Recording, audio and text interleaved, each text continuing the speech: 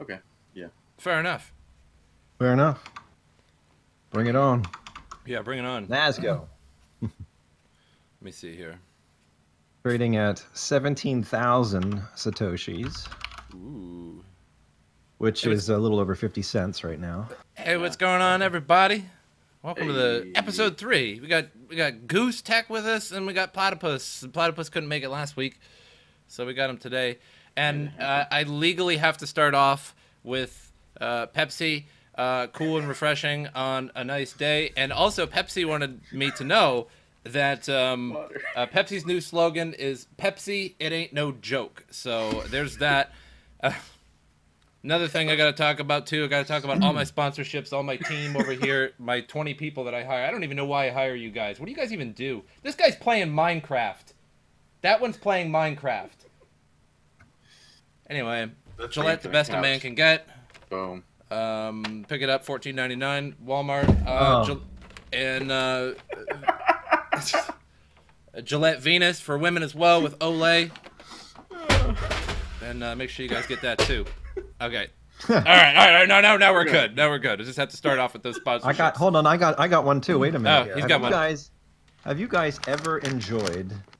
Oh, you know what? It's reverse. Hold on. I gotta switch my. It's fine. Oh, you're good. You're good.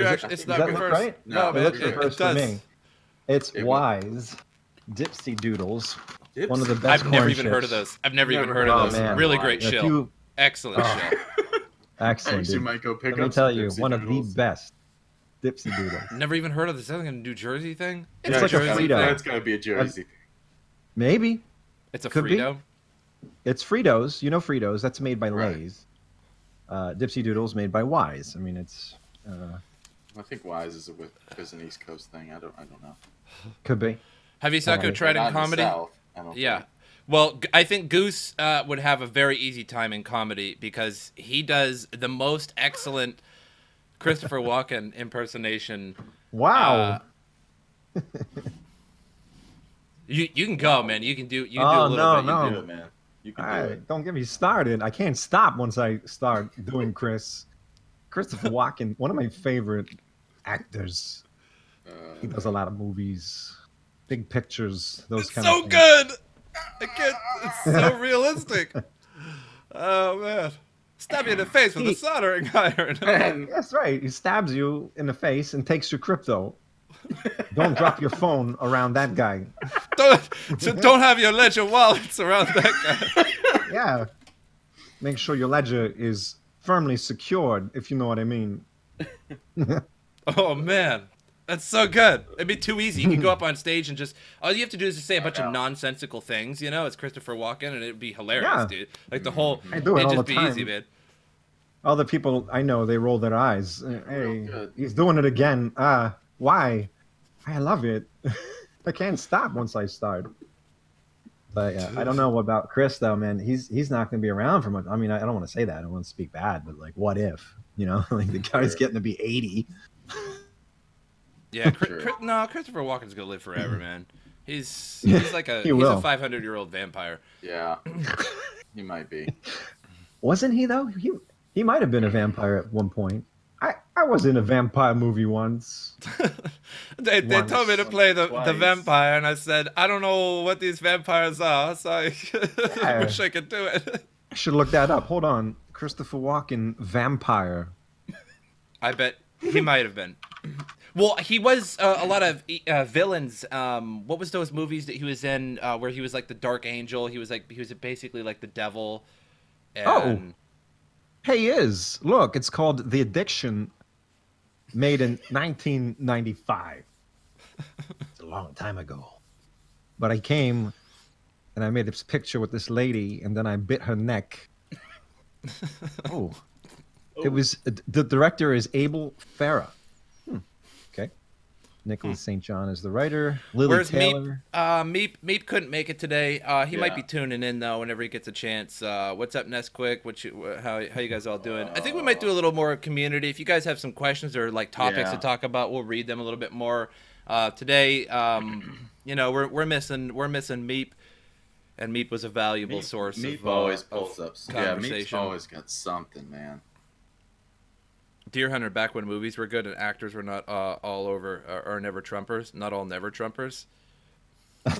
What? What?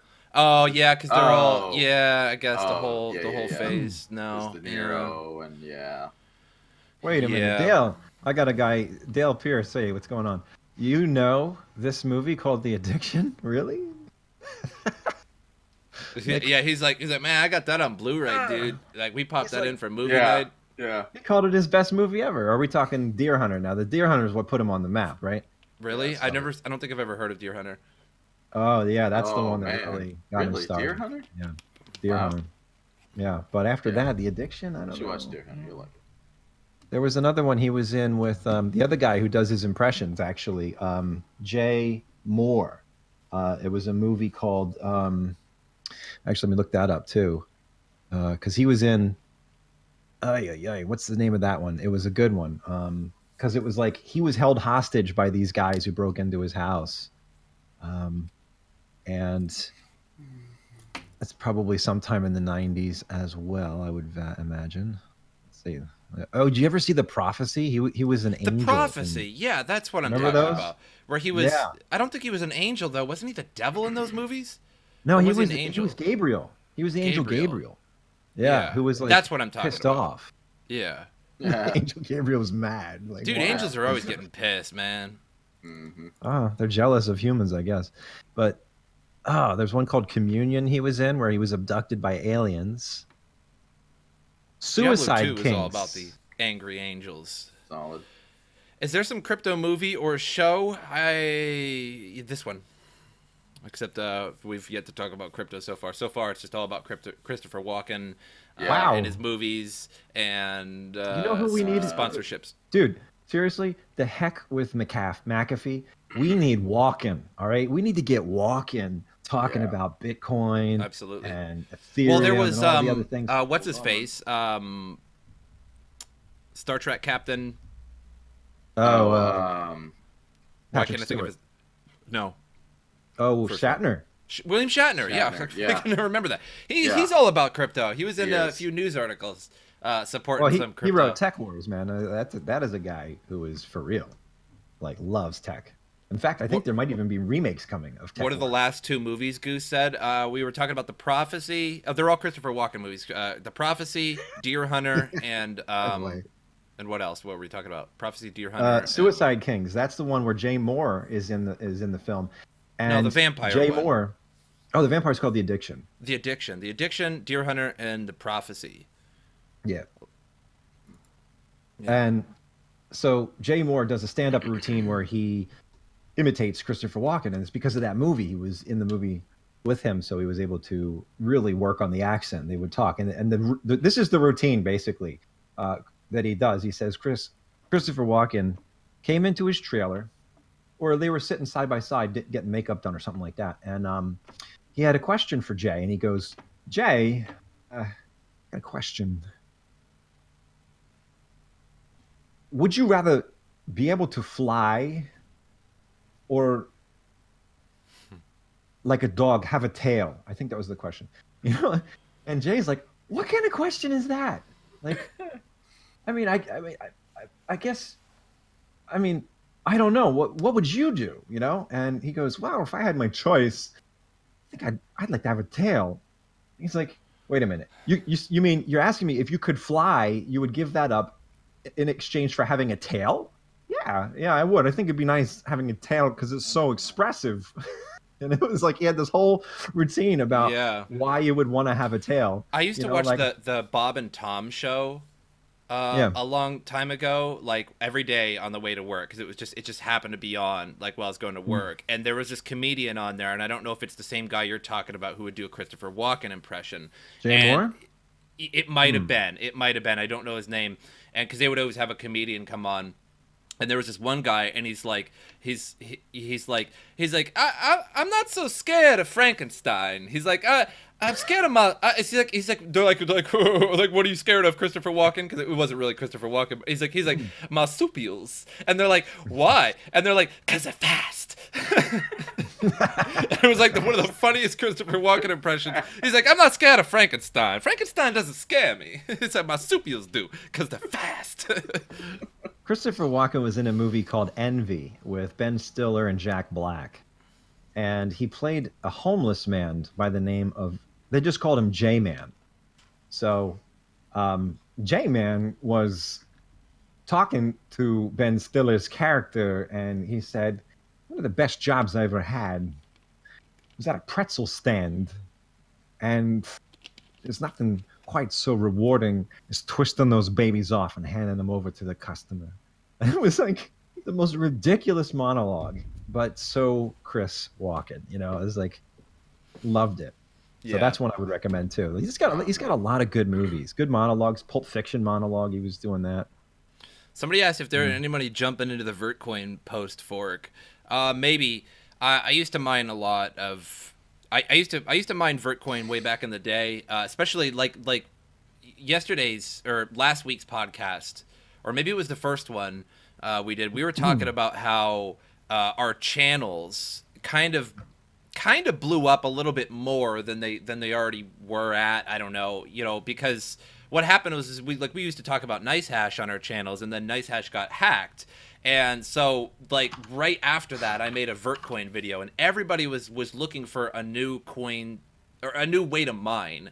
And of course, there was already ways to mine, you know, using, you know, like CC Miner or whatever. But I think a lot of people avoid those, especially like newbies, you know, to crypto, because they don't know what to put in the config files. They don't know how to, you know, set that up. And whenever you talk about it on your channel, people are like, it didn't work, or like you end up looking at your miner later on, and there's like three like random people clearly like three random people mining on your behalf, you know, when they shouldn't be, even though you told them 6 times in the video to change the public key to your own, and that it's just there so that you know that you can just take it and paste in your other one for ease of use.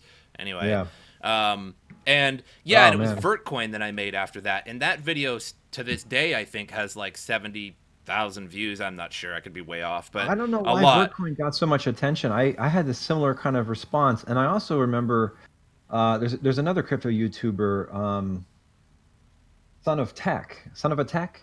Oh yeah. And he did a Vertcoin pool himself. I mean, he did videos on building the server and setting it up so that he could run it there. And you know, people were mining with him, but he got a lot of flack too. And it was questions like, and I know he had to address this in follow-up videos, was how come we're not getting any blocks? How come it takes so long to find a block? Blah, blah, That's blah. what I was There's getting all to. those kind of questions, right? And it's like, well, you got to look at your hash rate. You look at your network hash rate. I mean, it's just like, it's some simple math, honestly. I mean, it's because that it's like 10 to the 20th power kind of math that it makes everybody's eyes glaze over and spin. But the reality is that like it's basically a division. Like, you know, what's the network hash rate? What's your hash rate? Divide it. What do you get? A really big number. That means how many minutes you got to wait. Yeah. And then luck is a factor too, right? With proof of work. I got a lot of that too, because in the video of Vertcoin mining on peer-to-peer pool, I told everybody, like, hey, like, this isn't a coin that you mine with your CPU. It can be physically done, but don't waste your time. And like, so I'd get nonstop questions like, hey, I'm mining with my CPU, but I haven't gotten any coins. And I'm like, dude, I told you, you know, probably 3 times in the video, like, not to mine on your coins or on your CPU, because this is not going to happen. Like, if you have a 1080 Ti and you're barely getting anything, you think you're going to get something on your CPU, it's just not going to happen. And then the problem was that so much hash power came from NiceHash over to P2P pool that just people weren't getting anything. It was really crazy. Like, and the pool was a little weird too. Like, Awesome Miner was way better at giving you the Vertcoin consistently, because P2P pool, like, it was great for a little while, and then it just went downhill. There's so many people that it just was like an avalanche pouring into it. And so I had to make a second video on how to adjust your difficulty manually. So like in the God, I don't even remember, in the config file, you have to just do this little math, like your hash power times such and such, and then then it sets your difficulty lower so that you could get more shares. And there was just nonstop people like, why am I not getting anything? Why am I, you know? And it's just like, I don't know what you're mining with. I don't know how much you're mining with, you know. I don't know if you're CPU mining, and it turns out half of them were. They're like, I'm trying to mine on my laptop, and I'm like, laptop. I'm like, what you got in your laptop, man? And he's like, I don't know, it's just an old Intel laptop. And I'm like, so you just trying to CPU mine? They're like, yeah.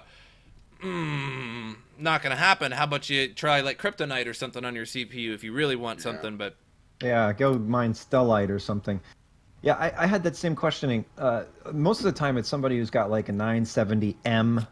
And I'm like, well, maybe you could do something with it, but it's gonna overheat your laptop. You know what I mean? Like you better put it in a fridge. Yeah, literally. I have a gaming laptop that I used to mine Kryptonite on. Like, actually, I'm using it right now for my chat. You know, I have like the Twitch and YouTube on it, and this thing's legit. You know, it's an old iBuyPower laptop, and it's got a 675M MX and an i7-3820 or 3620. It's I mean, it's legit. You know, like if you wanted to run games on it, you could. Like, and I gamed on it for a good couple of years before I bought a better rig. And you know, I can mine, like I can bring up NiceHash Legacy and mine both Kryptonite on the GPU and the CPU. Like, Equihash would not work on it back when Equihash was really profitable. It just wouldn't work on it. So like I would have to mine Kryptonite on both of them, and it was like $1 a day for the laptop, you know. But I always found it as supplementary mining income, because like I'd be running my PC overnight mining, and like why not just like fire up the laptop and make an extra $1 overnight, or extra, like, you know, extra satoshis, you know, towards NiceHash, you know. I remember when that was possible. It's such a different landscape now. All it took was 1 year, and now it's kind of like, I don't know. I got this extra 550, and I can mine Kryptonite with maybe about 330 hashes per second. That might get me like, that's like a CPU, yeah. 1 BitTube a day, maybe. You know, BitTube's worth 3 cents. So I'm like, it costs more to run the card now. You know what I mean? Yeah. So I don't. It's kind of a funny thing. I mean, I could switch it over to Monero and get the same hash rate, but even still, I busted out old NiceHash Legacy a few days ago on my laptop just to see. And it's like, it doesn't even register like how much you're making a day. Like, it doesn't even register it as like a penny. It's just dead, like, in terms of the profits. And so I don't run it anymore. I mean, like, you could, and I mean, you're getting Satoshi from it, but it's gonna cost more to run the laptop, you know. And absolutely, so I don't really do it anymore, and it never was like really particularly serious. It's just like, might as well, like. Tell her not to forget her keys. Don't forget your keys.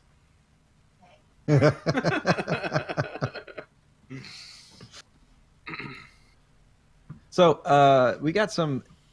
I talked to a guy yesterday who was a electronics engineer, and we got to talking a little bit about crypto. It was a very odd thing, you know. I kind of met him in a public place, you know, and it was just, you know, we were sort of like at a party, you know, and I'm like, so. Hey, you know, whatever. Talking to this guy, he's like my grandpa.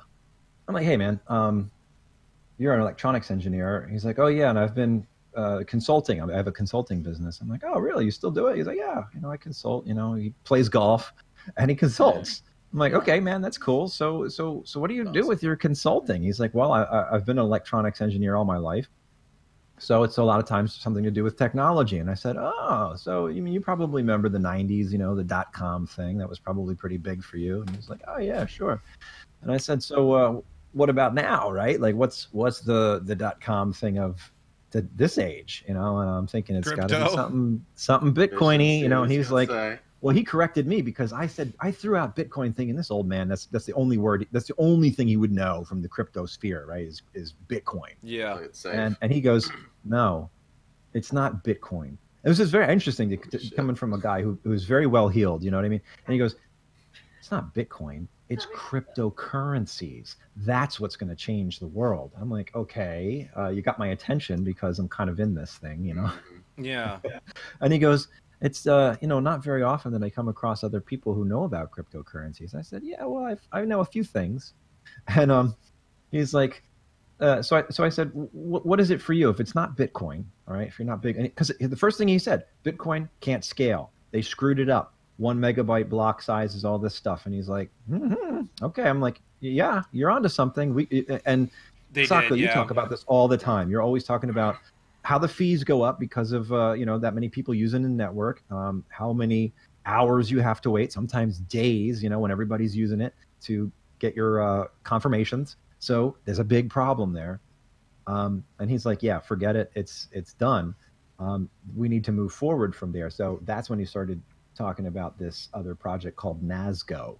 And I said, you got my attention. So what's Nasgo? He said, oh, yeah, they're only the sponsors of the Super Bowl this year. I'm like, okay, that's very interesting. And he said, yeah, they're pushing to be the first $1 trillion crypto company.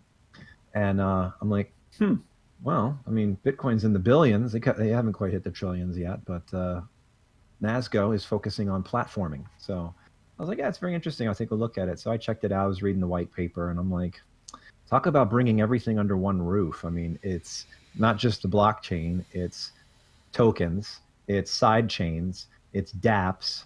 It's messaging, WhatsApp, Facebook, all the social media type stuff under one roof. And that's their gimmick. They're like, they want to be the GoDaddy of the blockchain / crypto world. I'm like, okay.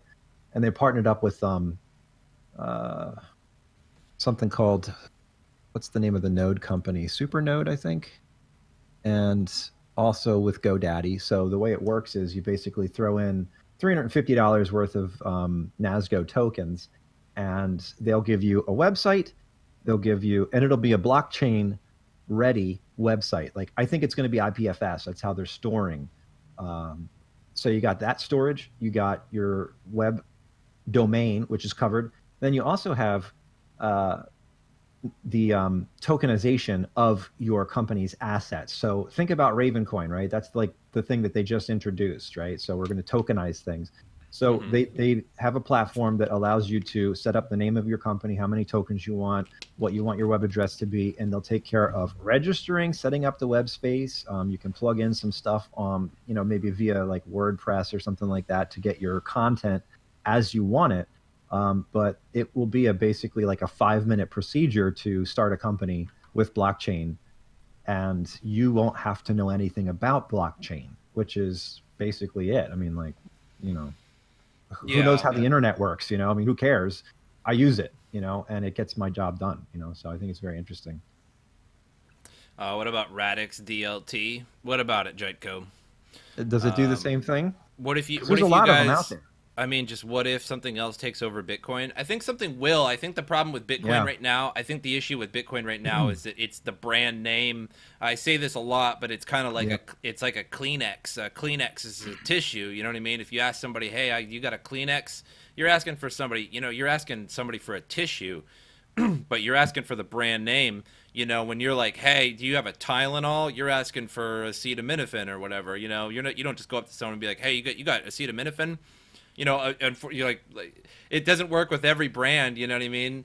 But like, it really makes a lot of sense. All right, quick search on Radix, and first thing it says, Radix is a public decentralized ledger like Ethereum or Bitcoin, but without blockchain. Why? Why would you get involved with that? It's centralized platforming. Yeah. Good luck. But I think there's always I like to play devil's advocate with centralization and decentralization, because decentralization is slow and for the people, that's a good thing, so nobody can dick with it. But centralization is good because of speed, outright speed, hot, nasty, badass speed. Like Visa, MasterCard, that sort of thing is centralized, and we would not be able to get those transaction speeds. Imagine if only everybody had Bitcoin, right? Sure, Bitcoin would be way up in price, but then Bitcoin would just be Bitcoin, and it, you know what I mean? It would just level itself out. Let's say you remove fiat and you just had Bitcoin, and you went to Walmart, you went to Toys R Us on Black Friday or whatever to buy toys for your kids or whatever, gifts. And everybody's buying. Tens of thousands of people per second are buying all over the world, or at least all over America at the very least. in the holiday season all over the world, it would be so slow. The fees would be hundreds of dollars to push them in at a reasonable speed. And sure, that goes back to the miners, but that's not good for people. So, yeah, something else will take over Bitcoin eventually if they don't get off their ass. Because SegWit was supposed to make 2 megabyte blocks, but it didn't. It pushed through other things, but it didn't push through it didn't push through the blocks. So just 1 megabyte Even if blocks. it did, though, I mean, so what? Even if it did, here's what Nasgo has done. New block every 8 seconds. Block size is larger. I don't know what it is, but it doesn't matter because they're using SegWit technology to create side chains. So every company that starts on the Nasgo platform gets its own blockchain side chain, which is not running on the main net. It's running in its own nodes. So that's a way to ensure very fast transaction speeds for companies, and especially the tokenization of assets. So for instance, if there's a company out there that wants to, rather than sell shares through NASDAQ or whatever, like they'll sell tokens through the platform, which could also be traded on larger exchanges. But either way, those transactions will go through much quicker because they don't have to wait for the main net chain. They don't have to wait for that average 10-minute block time. Exactly. Really yeah, 10 the minutes, other problem, 10 minutes. In 10 minutes, it's so filling up a megabyte of information in terms of the transactions, and then which is about 7 to 10 per second. And so, but with a 2 megabyte block, the problem is that nodes would be a little bit more weighed down. Because that's the problem with big blocks is that now like everything is just bigger. Everything takes more space on your drive and stuff. But you know what I mean? So 2 megabyte blocks would double the transaction speed of Bitcoin, I guess theoretically. But even still, what's 14 to 20 per second? Like with all of America using, every second, there's just probably thousands or 10,000 transactions per second at least going on in just America alone. I thought you would know about it because someone shared an economic paper about it in your Discord, and I think it's pretty good. Sorry, I just did not see that economic paper. I'll have to take a look at it. But with Lightning Network and Mimblewimble, all of BTC problems would be solved. Oh, come on. But Lightning Network right now is like really hard to use, really hard to set up. Like even like there's videos of people like an hour-long video of people like that go through like a compilation and they're just like holding their head like trying to get a Lightning Network node to work. I think developers are really really out of touch completely with the user experience, that UX. They're out of touch. And I think every developer group needs to hire one person with a sound mind and be like, and the cojones to step up to the developers and be like, hey guys, this is outrageous. Like this is outrageous. Like if I can't like immediately figure this out as like a crypto enthusiast, then somebody like my grandma, somebody like my parents, brothers, sisters, anybody that isn't into crypto, they're not going to go for that. It's extremely hard to set up, and there's a way around that. In the same way that DOS was hard to use, and then Windows 95 came out, and everybody's like, "Oh, this computer explosion in the house." I mean, DOS is, if you know what you're doing on computers, it's easy. But everything you do, you have to find the directory for it. Everything you do, you want to play a game. You want to play a game on the floppy. You have to open up the floppy and tell the software to read it from here. It's a pain. And instead, Windows 95 comes along. You put your floppy disk in, boom, there's your information. You put your CD in, boom, there's your information. It just loads right up. It's a totally different thing. And I think you might have been able to say, like, in the 70s or 80s, like, hey, this is never going to be user-friendly. And then Windows comes along, destroys the whole thing. So there's no excuse for making cryptos confusing. No. Well, I'm with you on that. And there's another project I've been covering on the channel called ZelCash, which has been around for exactly everybody's a year. Always saying that to me, man. ZelCash. Yeah. So I spoke with the developer, who is a kid. He's like 16. But I mean, it's very interesting. He surrounded himself with a very educated and well-established, well-entrenched kind of team. people who really know what they're doing, and it's a company called Technologies. Okay, so and I think they are in Switzerland, if I'm not mistaken. So they've got a company in a place where regulation is not going to be that big of an issue, and they're trying to do the same thing as Nasgo, like I was just saying, bring everything under one roof, and they just launched their node platforms, so that there's a wallet that's like multi-asset, just like Exodus wallet, that has a ton of tokens too. So if there's people trading everything from, like, I don't know, 0 to whatever, there's a ton of tokens, and so already you got this multi-asset wallet. But then they're adding decentralized two-factor authentication, which is very interesting to me, because now you have created a PIN to use your wallet that's on the blockchain. It creates a hash out of the whatever you type in and logs it on the blockchain as a transaction that's there, and we'll always go back to that hash to verify you. Very cool. And that hash is unknown to anybody, right? So it's not like going through Google Authenticator or whatever, where they spit out a number for you. It's like your own private, decentralized D2FA. Very cool stuff. But in addition to that, they're going to do a dApps platform where, kind of like Google Play or the App Store, it's going to be a decentralized app store. Yeah. And the first app, of course, is that D2FA, which I find very fascinating. So we're gonna see some interesting things happening this year. Best part about ZelCash, though, as opposed to like any of these other type of platforms and token platforms and whatnot, they have ZK snarks, and they work very closely with Zcash. In fact, they've adopted all of the latest updates from Zcash just to ensure that they have Sapling, which is one of the latest, and Dandelion, like Ring CT, like Monero uses, but all I can say, it's kind of like that, but better. Yeah. It doesn't track your IP. Says, it doesn't track your... how can you trust a 16-year-old? But wasn't Vitalik Buterin really young when he created Ethereum? How old is Vitalik Buterin?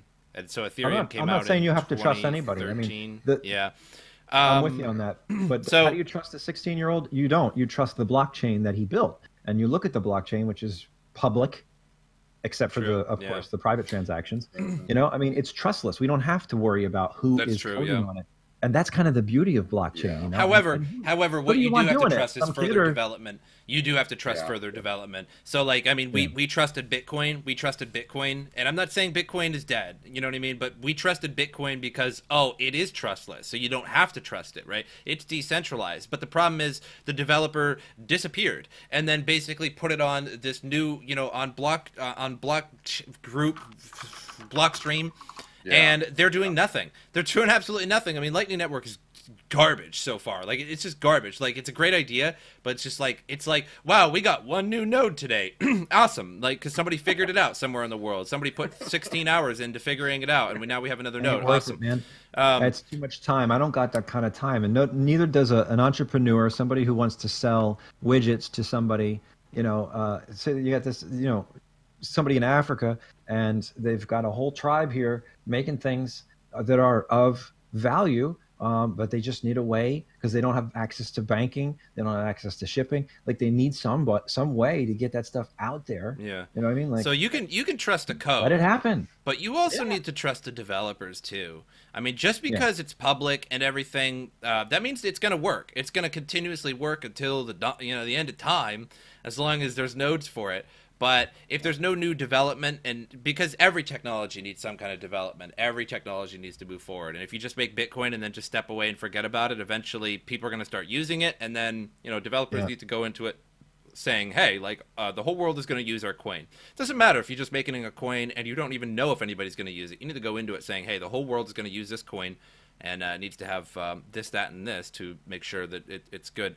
Hey, guys, if you're watching on YouTube, if you're watching on Goose's YouTube or Platypus or anything like that, make sure you guys hit the like button. That helps us out a lot. So, bam! Bam! Please, like spam that like button. Spam it. Make that. Like, literally make unlike it work. and then re-like it. Woo. Don't do that. I don't know. Don't do that. No, I think you could So find more exciting things to think do. there was some Yeah. people last week, Platypus, Yeah. that were missing you, and I think a couple of them demanded Demanded demanded a wild police story. Oh, What is it? God. What is the craziest thing that's ever like? I mean, Craziest thing? yeah, like The funniest something thing that'll. is- Whatever, man. Your call, dude. The craziest. We got it. We got to hear it. It's a little off topic of crypto, but we got to hear it. You know. Well, the craziest thing that's ever happened to me is a shootout. That's the craziest thing that's ever happened. Oh no, man. I don't know. Yeah, we got in a foot pursuit with a guy, and he tried to ambush us around a corner. And by the grace of good ones above, we went around the other side of the building, what he thought we were coming around, and he didn't know there was two of us there. He thought it was just one, and we shot him a couple times. And we all came out all right, and he's in jail, sitting on millions. Oh, he survived it, huh? Yeah. Yeah, it was in the pitch black of night. All I could see was the flash of the muzzle. And So he shot at you guys first. Mm-hmm. What a crazy asshole. Yeah, he thought we were gonna come through the breezeway of the building, and he would have been literally like 10 feet away from us. We would have been in bad shape. But instead, we went around the back side of the building, so we were about 20 yards. And it was that's the craziest thing that's ever happened. What about a funny one? What's happened? God, man. I'm sure it's There's just so a daily much. adventure. It literally is every single day. Funniest thing, that one's kind of harder actually, because you do so many calls, you go to so many things. Like, I barely remember what I did yesterday. Oh, I'm sure. You know what I mean?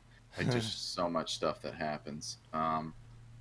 Something happened the other day, and I meant to rack it into my brain because I knew it would be a good one for this exact moment. I can't remember what it was. That's one of those things that I had a friend who was a state trooper, and he was a trooper probably 30 years ago. And so this is like an old dude telling me stories in his retirement, but boy, the stories were ridiculous. Like, one of them was he used to get in the troop car, he used to get behind people who were speeding with no lights. Like, they would have no headlights on, no roof lights, nothing. Like, and then all of a sudden just throw everything on. Right? And then, like, it was like we called it decloaking, And like, I'm thinking today, like, you'd probably kill somebody doing something like that. Yeah. But like back then, like, he was like, troopers do whatever they want, man. Oh, really? There's no rules. Yeah, troopers, man, they're crazy. They shoot people's tires out. They do all kinds of crazy shit. Man, that's nuts. Well, wait, speaking of troopers, the movie Super Troopers 2, right? You were talking about that the other day. About that yesterday, yeah. I don't think he's seen it, though. I haven't seen it. I seen it. I seen watched it. It's on Netflix now. Oh, it is. And I did not know that it was on there, so I didn't know. Yeah. I didn't know it was on. I'll tell you what else came out on there too. Was the Incredibles 2. And not that I'm that pumped about it, but I was just like looking for a movie for my kid, and I'm like, I didn't even know this was on here. So have fun. That's a good movie. But no, yeah, Super Troopers 2 is on there, man. I don't want to give anything away, but dude, one of the funnier scenes, man. I just gotta mention it because I'm sure a lot of people in chat. It's like their chief or whatever is just like in his office, and he's just staring at Farva at the radio. Because Farva got put on the radio again, and Farva's sitting there with a big bowl of M&Ms, and he's going, and swallowing M&Ms, and like the chief, I can't remember what his name is. The chief comes up to him, and he's just like, Farva, what the hell are you doing? He's just like eating M&Ms. He's just like, why aren't you chewing them? And he's just like, they're gonna get to the same place either way, right? And it's just swallowing M&Ms. Dude, it's super funny, man. I didn't give it justice, but you'll see it, funny. Man. It's so funny, dude. It's just swallowing M&Ms. When they were doing what the hell are you doing? What the hell remember they were drinking syrup in the first movie? It was just like, man. Never gonna get there with those little bird lips. The second one's pretty cool. I think it starts off. I think the start of the movie kind of wasn't as cool as I don't know, but There's a Oh, few that really first good movie was parts. great. There's a few really good parts in it, but man. is the first one better? Probably, but there's a few good parts. It's worth a watch. Like I said, it's on Netflix. Just do Netflix and chill some night. You know what I mean? And bust out that. Oh, I will. I used to love Super. I mean, in fact, like every once in a while, when somebody says, "Do you want to do this or you want to do that?" I'll do the German. I do. Like, I do. It's just for me. Nobody knows that, because the question is, who wants mustache ride? Yeah. I do. Who wants a mustache ride? Fun. My stepfather was he wasn't a police officer, but he was a corrections officer. So I got to hear some real funny stuff. And my mother worked in the prison as well. There's a prison in Albion, and it came out, and it basically economically exploded the town of Albion because there's just nothing there. Like I used to live in a 1-horse town, like one red light but like 4 bars, you know what I mean? That kind of town. And so when that came to town, I remember being like 5 years old, and my grandma's house used to live right across where the prison is now, and they had to take all the houses out where they built the Albion prison. And I remember they ripped the whole front of the wall off of a house and set it on fire. And I was across, man, I'm like 5 years old. I remember it to this day, like looking at the house completely engulfed in flames. And without the front wall of a house, you could see into all the individual rooms all the way up, like a dollhouse, just completely aflame. And it was cool. But anyway, they worked there. My mother was a pill-pushing nurse. Gave out the prisoners, but my stepfather was a CO, and there was all kinds of funny stories. There was like this one guy who was real crazy and thought aliens were going to get him, and he demanded that the corrections officers shift the entire prison 4 degrees to prevent the aliens from getting them. Just like stories like that. And then there was this one guy who was this gigantic man. He was referenced to be like what's the guy in the Green Mile? I don't remember the actor's name or the guy or the character's name, but you remember the actor in the Green Tom Mile? Hanks, but the other guy, Not Tom Hanks, no. the prisoner. I don't remember the actor's name, but the gigantic man. He was like that. And he was incredibly violent. And they used to have this CERT team. They have a CERT team at every prison, and they have these U-shaped shields with electric like a little coil in it that'll just shock you as something fierce, and like 6 guys will just pour into a cell and just dump on top of you. And my mom would have to film it a lot because you have to have a nurse or some kind of medical professional film it to make sure that they weren't injuring Here's his you. name. It's Michael Clark Duncan. Was Michael Clark actor. Duncan, yeah. He was basically, he looked exactly like Michael Clark Duncan, about as big as him too. And so this guy, he'd get raided all the time because he was crazy. Well, but he was like dead, really, man. he was like the Green Mile guy because he was really mousy. And he's like, me, until you made him angry. You know what I mean? This gigantic man, who could just be like, oh, Hulk smash, and just crush you, like just snap you in half, like, oh. And like, he would ask you, as long as you gave him a cigarette, he'd be fine. Like, he'd ask my stepdad, he'd be like, can I get a smoke? You give him a cigarette, he's fine. You know what I mean? If you didn't, ooh, watch out. So you have to give him a cigarette. And then one day, like, my stepfather's walking back and forth patrolling, and he looks in the cell, and he sees the guy, and he's got all these bolts in his hand. The bolts from his bed that are bolted into the concrete, that you need like a gigantic wrench, you know what I mean, to like wrench these bolts off. And he got them off by hand, just by twisting them. And he's like, hey, I can't remember what they called them, like, hey, Johnny, what you got there? And it's just like, and my stepfather was like, oh, man, that's not good. So they had to call a bunch of people, and it's just like the strength of this man and able to get like these bolts off. And there's just all kinds of funny stuff, man. So I just thought that, hey, Magicum, thanks for subscribing with Twitch Prime on Twitch, man. I appreciate you. But I just thought you might have some funny cop stories or something, that like, the naked bum running across in the middle of winter, and like saying, you can't get me, with like just feces all over him. And you're like, oh my God. A lot of doo-doo incidents. Yeah, there's a lot of doo-doo incidents. I'm sure. Yeah. There's I'm just watching the price of Nasgo. Who just FOMO'd on this? Who's FOMO? Who's FOMOing on my Nasgo? What's Nasgo? So what Nasgo? Is it proof of work? Is it proof of stake? Is it just like Ripple where they're creating it? What is this? No. It's BitShares. What do they call it? Distributed. I think it's distributed proof of stake, DPoS. But isn't that delegated proof of stake? Delegated. That's it. That's what it is. Delegated, because masternode owners have voting rights. Ah, it's a masternode coin. It's a masternode coin. Yeah. The main chain. But the side chains can be whatever proof of work algorithm you want.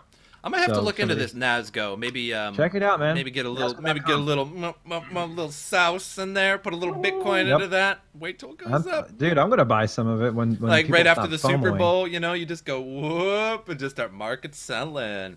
Yeah, well, Magic him, no problem. Exactly. That's what I'm saying. Hey, like, cheers from Portugal, from Lisbon. I don't know. Does that represent Portugal? It's kind of like football, like when you get a goal and you're like, "Oh, Lisbon!" You know. That's how it works, right? Right. Beats me. Goal. Let's see. They buying that anyway. Shit? Oh, they did buy that. Yeah, I know about doo-doo incidents, man. I was a lifeguard for a couple of years, and a lot of doo-doo incidents. Somebody pushed it up a little bit. A lot of little mini rescues. I've never had to like do CPR or like, you know, rescue somebody who was unconscious or something like that. But a lot of little mini rescues when you're a lifeguard. I was a lifeguard in an indoor water park. It's the largest indoor water park in the eastern seaboard. It's called Splash Lagoon in Erie, Pennsylvania. You can Google that. Wow. Splash Lagoon. And you're like, wait, you need lifeguards in an indoor water park? Absolutely. You wouldn't believe. You just believe. Suspend your disbelief. And just understand that people will drown. You know, and on 3 feet of water they'll drown. Yeah, sure. Oh, so like, I mean, sometimes you're like watching and like a little kid runs over from the kiddie pool and they'll just be like, "Hoo!" Jump into 4 feet of water, and they're only 2 feet tall, and you stand there for a minute and you watch them, and they're like, and they got this look on their face. Like, I don't know if I can replicate it. And like trying to stay afloat, and you're like, that kid can't swim, and you're like, I gotta get wet today. Hop, you know, you ain't making nothing. You're making minimum wage. You don't want to get wet because then you're itchy all day. Your ass is itching. You're like, itching your ass because it's all wet, man, sitting down and stuff. So like, gotta hop in, just pick them up, you know. But like, one of the craziest things, man, was I'm just sitting at this pool. And it's 6.5 feet deep. It's called the Hurricane Hole in Splash Lagoon. And like all of a sudden, this vest comes down. It's just like whoop whoop, and this little. It's like one of those where it's a tube, and then you get dumped out into a bowl, and then you fall several feet into 6.5 feet deep of water. And this life jacket just goes plop onto the water, and I'm like, that's not good. Next comes this little kid, probably 4 or 5. And he comes down, he's like, wee! And I'm like, this is about to have to get wet here. And you're kind of already wet in that situation. And he falls, man, and that kid sunk like a stone, man. I've never seen anything like it, dude. He hit the water, and he was on the bottom instantly. I couldn't even believe it. Like, he didn't even have any air in his body. Just bloosh! Like if you dropped a big boulder and had to, like, you got a duck pluck, so you got your little floaty thing, and you can just reach in the water and pull them out. And like, at the same time, you put a floaty thing in them, like in their shoulder. And hey, man, that kid was like gripping on me. He's like, I'm like, oh god. And another time, I had to do 2 in a row at that thing. This guy comes in. No, it was his girlfriend or wife or something. She comes in, hits the water, man. People flip out, dude. They just start boom, boom, boom, splashing, man. And then you get punched in the face, and you just push it to the side. You're like, okay, it's cool, you know, everything's fine, you know. And the supervisor has to come over and write a report for insurance. And while she's writing the report, her husband or boyfriend hits the water and just starts going nuts, man. He's even stronger than her. I'm like, oh god, and getting punched, you know, pushing him. But there's a lot of fun things. I used to mess with kids. I used to like mess with kids' minds just a little bit. I'd be at the top of a slide, and there'd be like 4 or 5 kids in line waiting to go down the slide, because it's like one goes down, they get out of the slide on the bottom, you look, you know, you send in the next one, easy job, you know. So I'm bored, right? So I'm like, all right, ladies and gentlemen, there's one thing you need to know, one important safety tip you need to know before going down the slide today, and that is the robot. And I'd start doing the robot in front of all these kids, and like the next kid would come up, I'm like, okay, you do the robot, and he's like, do I have to? I'm like, you gotta do the robot. He's like, yeah. And I'm like, okay, go. and I'd make them do the robot. Sometimes I'd talk about science. I'd be like, okay, kids, so the Heisenberg uncertainty principle, this is how it works. And I'd start talking about astronomy. I'm like, okay, anybody know the planets? Mercury, Venus, Earth? Like, and I'd just start talking, dude, I'd just like mess with their heads, dude, start talking about science and stuff. Whoa, nice. Parents are there watching, they're just laughing. They know what I'm doing, man. I had a good time there. It just did nothing. Whenever Genesis would come on the radio, I'd have to tell all the staff, it's a great day, because Phil Collins came on the radio. And I think they all thought I was joking, but in fact, God, I'm a fan of that Phil Collins. Love me some Genesis. Love me some Ladies Genesis. and gentlemen, Phil Collins. Not Jesus, He Knows Me. Not those songs. But like, you know. Yeah. God, Genesis is so good. I can't dance. I can't walk. Misunderstanding's probably my favorite one. I like Anyway. Invisible Touch. Invisible Touch, you know, Misunderstanding. Land of Confusion is kind of Land of good. Confusion. Yeah, oh yeah. Good old Genesis. Phil Collins solo stuff, Genesis, good. Peter Gabriel. Yeah. I'm fine with Peter. I like him by himself, but with Genesis was a little avant-garde. Yeah. Peter Gabriel, and then they're like, hey, why don't Phil Collins step up? And it's just like, this is where it's at. Okay. Well, Gabriel left. He wanted to be on his own, so he was like, see you guys. But good stuff, nevertheless. I mean, I think anything that, DPoS, basically just a failure wrapped in a sexy marketing language. Failure because it's an open admission of defeat that they're unable to find a way to solve the general trend towards centralization by blockchains, and thus stated, oh, well, I guess we'll just have to give up and not do any hard work to find a true solution. And no, let's package up that problem as a feature and sell it to the sheep. Don't know if I agree with you, man. I think like proof of stake and delegated proof of stake. You know, because again, a little bit of centralization means a lot faster speed. If it's totally decentralized, you're never going to have enough speed to be a really good currency. Yeah. I don't know how else to put it. If it's too centralized, if it's too decentralized, you know, Ethereum with their whole sharding kind of idea with these separate blockchains that are actually like really the same blockchain that just don't have to communicate with each other. That's kind of a good idea because you're not sending it out to every single node in the world so that they can all go, yes, this was a cool transaction. Good. Double thumbs up. Right? That takes forever to do that. That's so inefficient. It's decentralized, but yeah, so I don't know. I'll take a look at Nasgo, though. It is decentralized to the at least to the extent that there is a blockchain involved, and that's distributed throughout several nodes. And who knows, maybe there is a point, just like credit card machines, Visa and MasterCard have to be settled at one point throughout the day, that just like SegWit and Lightning Network, there will be a time, you know, maybe once or twice a day, who knows, when the information is linked up to the mainnet chain. It has to be settled once in a while.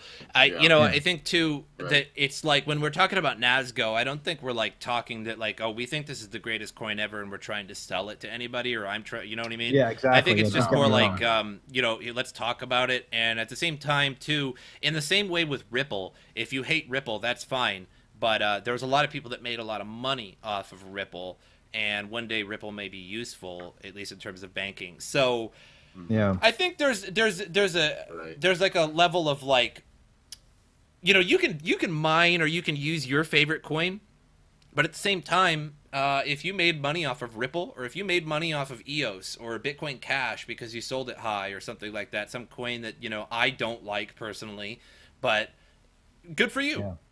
And the same thing with Nasgo. If you don't like Nasgo, that's fine. But when the Super Bowl comes out, and there's some Super Bowl commercials about Nasgo, that price is going to go up a little bit, I would imagine. And if you sell it, you made some profit. Good for you. Like, I mean, you don't have to use it, but one day some coin is going to come along that's going to absolutely dominate Bitcoin. The thing about Bitcoin is it is the brand name. It's the longest chain. It was the first chain. Whenever a conversation, just like Goose said earlier, if you guys didn't miss that, when he was talking about that engineer that he was talking about a little earlier ago, he brought up Bitcoin. And he's like, hey, what about Bitcoin? You know what I mean? Or if you're talking to a friend, a neighbor, a coworker, and you're like, are you guys into Bitcoin? You're really talking about cryptocurrency. But You know, Yeah. are you into cryptocurrency, you know, and then it goes into Bitcoin, or Bitcoin and then into cryptocurrency. Either way, it's the first or second thing you always talk about because it's just the most popular. There's Bitcoin futures, ETFs coming soon, Bitcoin Bakkt, Bitcoin institutionalization, Bitcoin markets, you know what I mean? And so that's why it holds the most value. Also the electricity and just basically all the hardware, all the electricity, all the effort, really equals a higher price than some other coins. Particularly, I'd say particularly a lot that electricity and just how long it's been around, and other things too. Of course, the decentralization, or, factor of it. But so one of these days, a much better coin is going to come out because Bitcoin doesn't do DApps, Bitcoin doesn't do smart contracts, etc. You know what I mean? So in that case, Ethereum should be way better, right? Ethereum's a store of value. I mean, it goes up and down in value. You can buy Ethereum and make it go up in price. I can send you Ethereum. In fact, I can send you Ethereum faster than I can send you Bitcoin, right?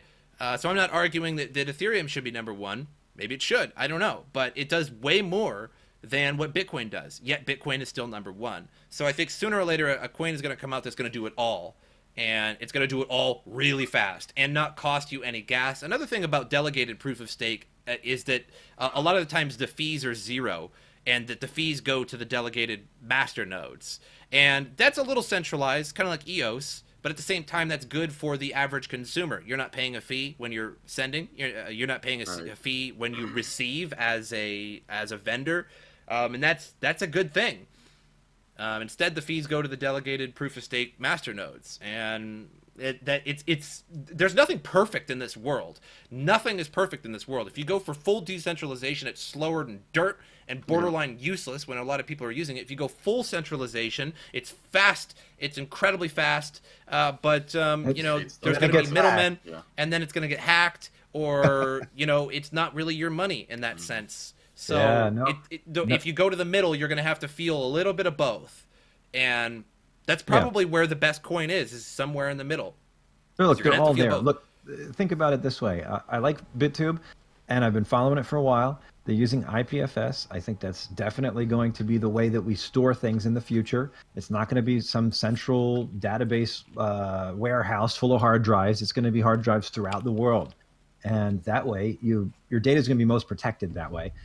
And secondly, always able to be accessed, okay? Because if an EMP goes off in where it is mine not, and that's it, boom, then you're out of luck. But if we have a distributed storage of files and redundancy throughout the world, it makes a lot of sense. However, the only way to get to those videos on BitTube is via the platform, which is centralized. It's on servers that, provide the back end for listings and all that kind of stuff. Yeah, I hear just a little bit of Christopher Walken once in a great while in your voice now. I cannot get out of my head. I told you once in a great while.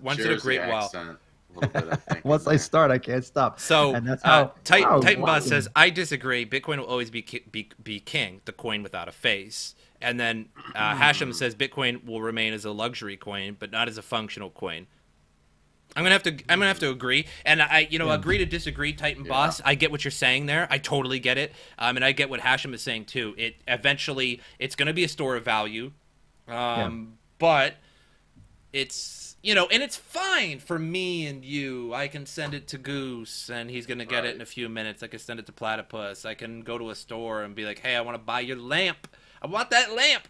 Do you accept Bitcoin? And they're like, yeah, we do. And they're going to get I love lamp. And they're going to get their coin in like 10 minutes. Okay. That's great. But mass, when you're talking about on the mass scale, like December 2017, that goes to show you're like, oh, this is not going to work. This is not good.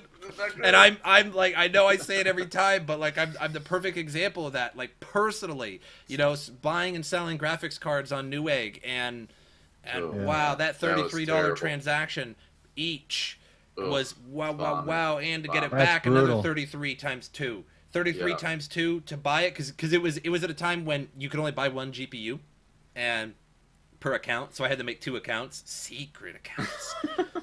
and I was going to send one to my neighbor and one here.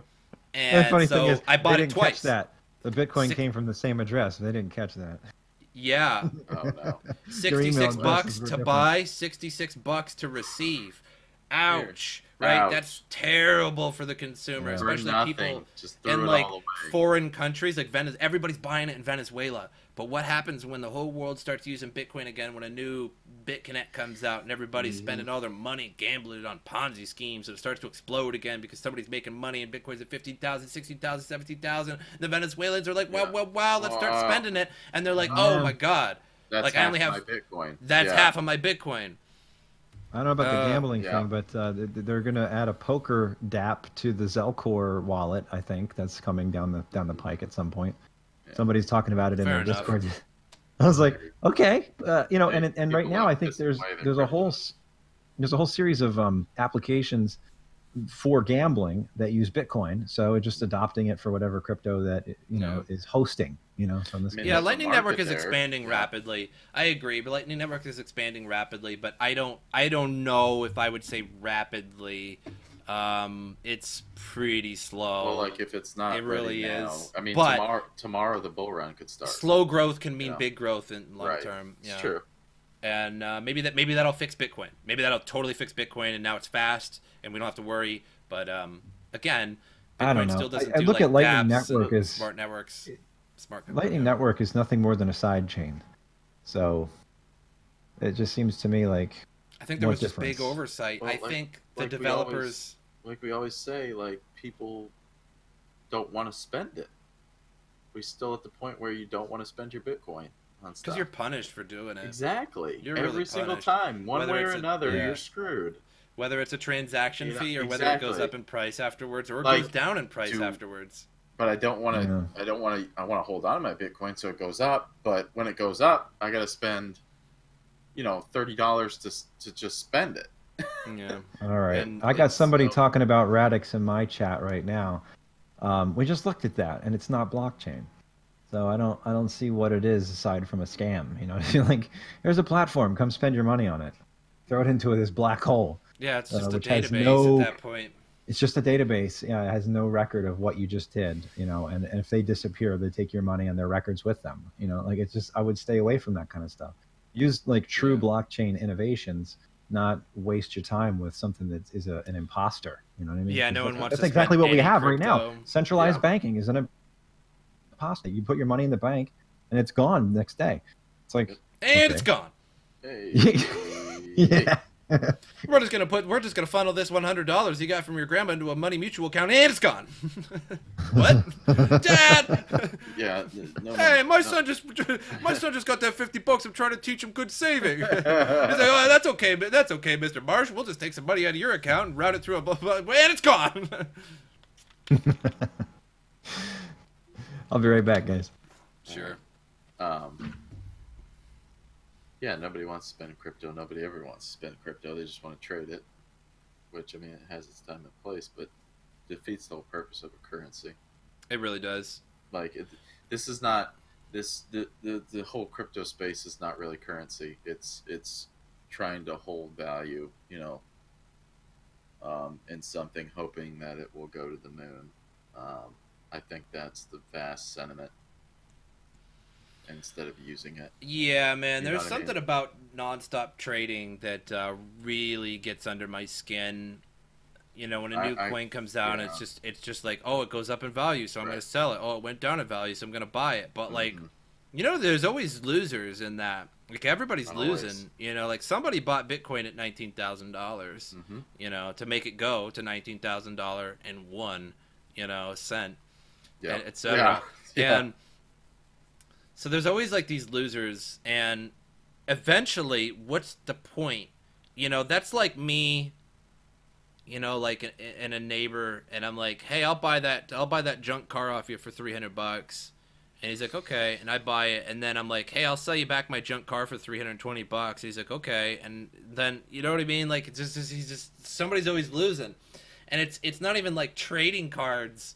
It's so you're not getting anything for it.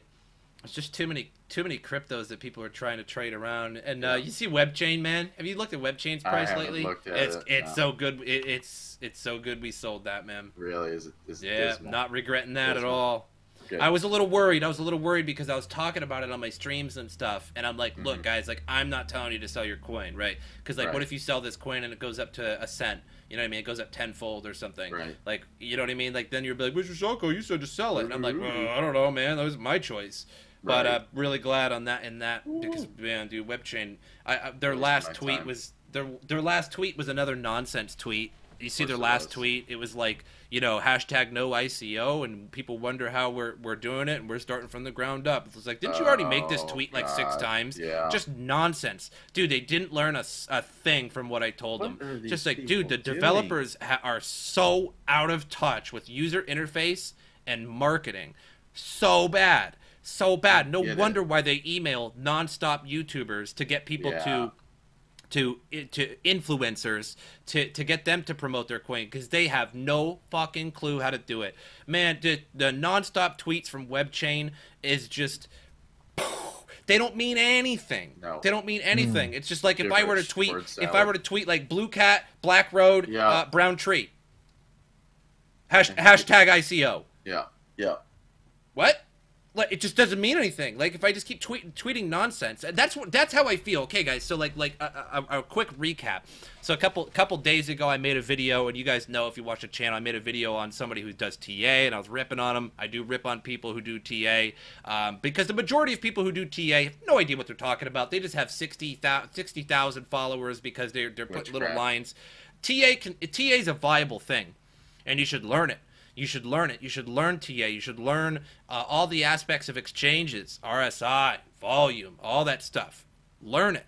But a lot of them are just spewing out nonsense that just doesn't mean anything. For example, the Silicone tweet that I said in that video 2 videos ago, or whatever it was. I don't know. Yeah, 2 videos ago. And his tweet was, Bitcoin and Ethereum, expect volatility, Bitcoin and Ethereum in the next 48 hours. Okay. But what people don't realize is that doesn't mean anything. It doesn't mean anything. I said 2 days ago, is it February 1st? It is February 1st. Oh. Let's check out the volatility that I guaranteed in that video. Come on. Oh, it's over here. Never mind. Sorry, guys. Come on, let's check out the volatility. Bitcoin and Ethereum. Huh? Let's check it out. We're on CoinMarketCap here. I said that 2 days ago. Let's go to the 7-day Arusker chart. I said that 2 days ago on January 29th. And it was kind of early, so let's say we were right here. Oh, man, look at all this volatility. All the way up $50, $60, and then back down to below 3,400. Oh my God, look at all this volatility, guys, and then back up. See, it just didn't mean anything. It didn't mean anything, like what he tweeted. Expect volatility. But there's always volatility. Just look at the chart. It goes up $50, $60, $80 in a day, and then goes down $56, $80. You can say that about anything. That's what I'm saying with the psychics. You know what I mean? You could be like, do you know a person named Peter? And somebody's going to be like, yeah, I know a person named Peter. Okay, you, out of the audience. Peter was a good friend of yours. Absolutely, he was my husband. Okay, so now I'm suspecting, you know, blah, blah. It's nonsense. And people on that video, they commented to me. They're like, "Hey, man, that's a really great guy. You're an idiot." Or TA works. You're dumb. Blah blah blah. Like all kinds of flack. I just went boop boop boop boop boop boop. Yeah. No more of you on the channel. I don't care. Think I care? This is a centralized channel. Right? Think I care? Look at my face. That's what you get. But they didn't focus on the fact that, oh, he's a really nice guy. Oh, okay, so really nice guys put a $100,000 hit out on their girlfriend and put their girlfriend's name and address on Twitter for 100,000 followers, 100,000 followers plus 76,000 subscribers on their YouTube.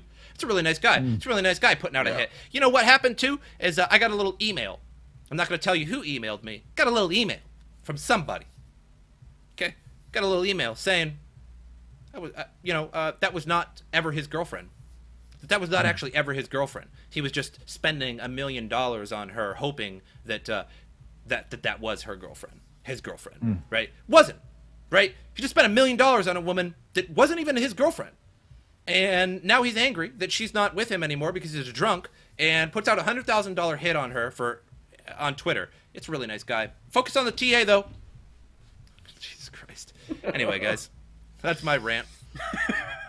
That's my rant. Focus on the TA, though. Don't worry about that $100,000 hit. We're just going to go.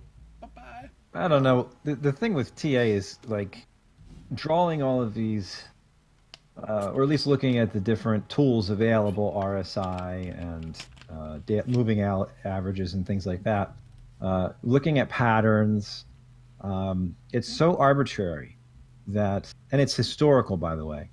So what people are trying to do is bank on the fact that history repeats itself, so they can look at what happened, a year ago and what happened the previous year, and then try and make some determination. But nobody And there called. may be Yeah, some but nobody truth to call the that. bear market of 2018. People in Yeah. 2017 Yeah, I ran know, Nooner yeah. $50,000. It's not- McAfee yeah. $50,000. Oh, Yeah. Chris Lee or whatever his name is on MSNBC on that Fast Money or whatever it is. I don't even know. He always goes on. There's the Asian guy, and he's like, "Oh, it's gonna be 50,000. No, it's gonna be 35. It's gonna be 25,000. Nope. By the end of the year, 5,000." He's just like, "I give up." So nobody knows. Nobody knows, dude. And if TA worked to a T, if TA worked to a T, everybody would be millionaires because it would be quantifiable science. You could do math, and everybody would have the same result. But if everybody gets different results, kind of like religion, if everybody gets different results, it's false. It's false. It's just like you do you, and whatever helps you trade. And if TA helps you in the now, that's great. But TA in the long run does not. Let me show you guys a little something. They're trying to apply stock. It's just the market is not Let me show you guys a little something regulated here in a way that makes on my Steam. predictable. Okay, so this post was downvoted. See, it's hidden due to low ratings. Let me show you. Philicone loses his mind on Twitter. This is on Steam. This post was downvoted. What? How do I even hear myself? Oh, because my Twitch is on there. Weird. Anyway, so look at this live Twitch feed while I'm doing it. That's really interesting. Anyway, so this post was downvoted, and it says your strong negative bias and personal ill towards Phil are misplaced and ill representative. No, I don't think so. Not when you I'm sorry, not when you call your girlfriend out, address, name, and $100,000 hit on her. Sorry, not ill, not bias. Sorry, just not bias. Anyway, let's take a look at this guy. Hagen on Steam. We'll go on here. Let's check him out. Let's just see how much Steam power this guy has, because one downvote made my post disappear. So let's see how much Steam power he's got. Okay. 177,000 Steam power. His estimated account value is worth $56,000. Okay.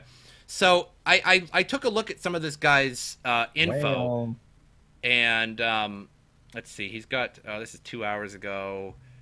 Anyway, he's got a YouTube page. And I was watching it, and he was doing these estimations based on last year's dip, and then, actually a couple years ago, like the bottom, like 2016, 2017, and he basically said that it's going to turn around in December 2019, but he based it off of one instance throughout the whole couple years, right? So it's a statistic based off of one statistic. Right? Because price to go back up, which was like some 17 months or 9 months, he said, that means that in December 2019, it's going to start going back up, right? Because if the RSI, like the 50-day moving average took this long to make it go up, that means, and now it's going down, that means that it has so much longer, the 50-day moving average to go back up, right? So he based it off of one statistic. Yeah, one statistic. Moving average. And that's what people do. It for example, there's another problem in crypto that the halvening of Bitcoin raised the price of Bitcoin. Okay, fair enough, but that's only happened twice, one in 2012 and one or somewhere around there, and then one in 2016. And we assume that in 2020 it's going to go up too, which I'm hopeful for. But that's based off of two statistics, right? I can't just that's bad statistics, right? That's not, if anybody's ever been in a statistics course, and you try to make a statistic from one, your professor will slap you in the jaw, and he should. You should be slapped in the jaw, right? Because here's how you do statistics wrong. I go outside, got a baseball in my hand, and I huck the baseball, and it lands 100 feet away. I don't even know how far it should be. Just go with it, right? Now I say all men in the world, on average, can throw a baseball 100 feet. Yeah. That's completely false, right? that's so wildly inaccurate, right? Because maybe Platypus could throw a ball 150 feet. Now the average is 125, right? Maybe Goose can throw it 130 feet. Now the average is different, right? You can't get an average from just one thing. And that's what TA does, man. So if you guys can use TA on the short term and it helps you out, go for it, right? But long term, you can't predict it. You can't predict it because if you could say that, then everybody, all the professionals would have predicted successfully with TA the fact that 2018 was going to be a bear market, that it was going to end at $3,000 instead of 50,000, what everybody thought it was going to be. Just ridiculous. And rant number 2. Sorry. Boom, boom, boom, boom, boom, boom. Shots fired all day. And it's gone. And it's gone.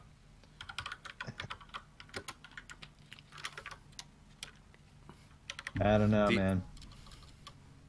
Got some updates going on BitTube here. The absolute bottom is 0. I don't think so because, like, I mean, even coins. Possible. Yeah, even coins that don't have any value whatsoever, like, are like 0.00001. You know what I mean? Mm-hmm. Which I guess you could kind If of nothing consider else, but zero. then you guys got to think about the 4 million bitcoins that are just floating around in wallets that nobody has access to anymore. So that right there is going to maintain a certain bottom that's not 0. It's above 0. It just mathematically has to be.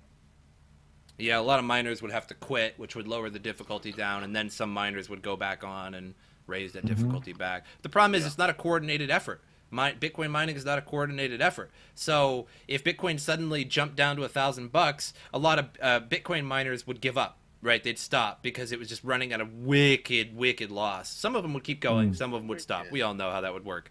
And then, like, the difficulty would go way down, and then other miners would see that the difficulty has gone way down, and they're going to start going back in, right? It's not a coordinated effort to say, hey, you're not going to mine, and you're not going to mine, but you're going to mine, and you're not going to mine, right? Because the difficulty's not high enough, like, the difficulty's not low enough and profitable enough at $1,000. Everybody's just going to start mining again, and that's going to raise the difficulty way up, and it's going to cost such and such per Bitcoin that they're mining, depending on your country, etc., and it's going to create a bottom. So I don't know. Do you know the DaVinci 15? I don't know what the reference is.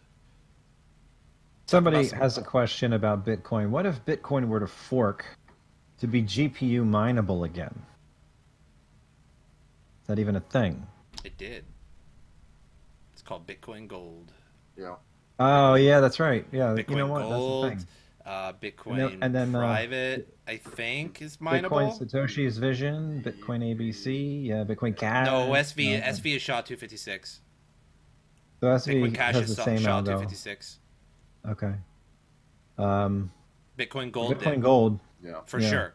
There's other forks too. There's so many more forks. Just don't pan out. Bitcoin Gold went to Equihash, and it made blocks 4 megabyte block size or 8, and that was their idea, so that you could have Bitcoin and have bigger blocks but be mineable on GPU again, which didn't turn out well because Bitcoin Gold got 51% attacked. Only after everything dipped in price, though, admittedly. And there's ASICs on Equihash now. I think a lot of forks are cash grabs too.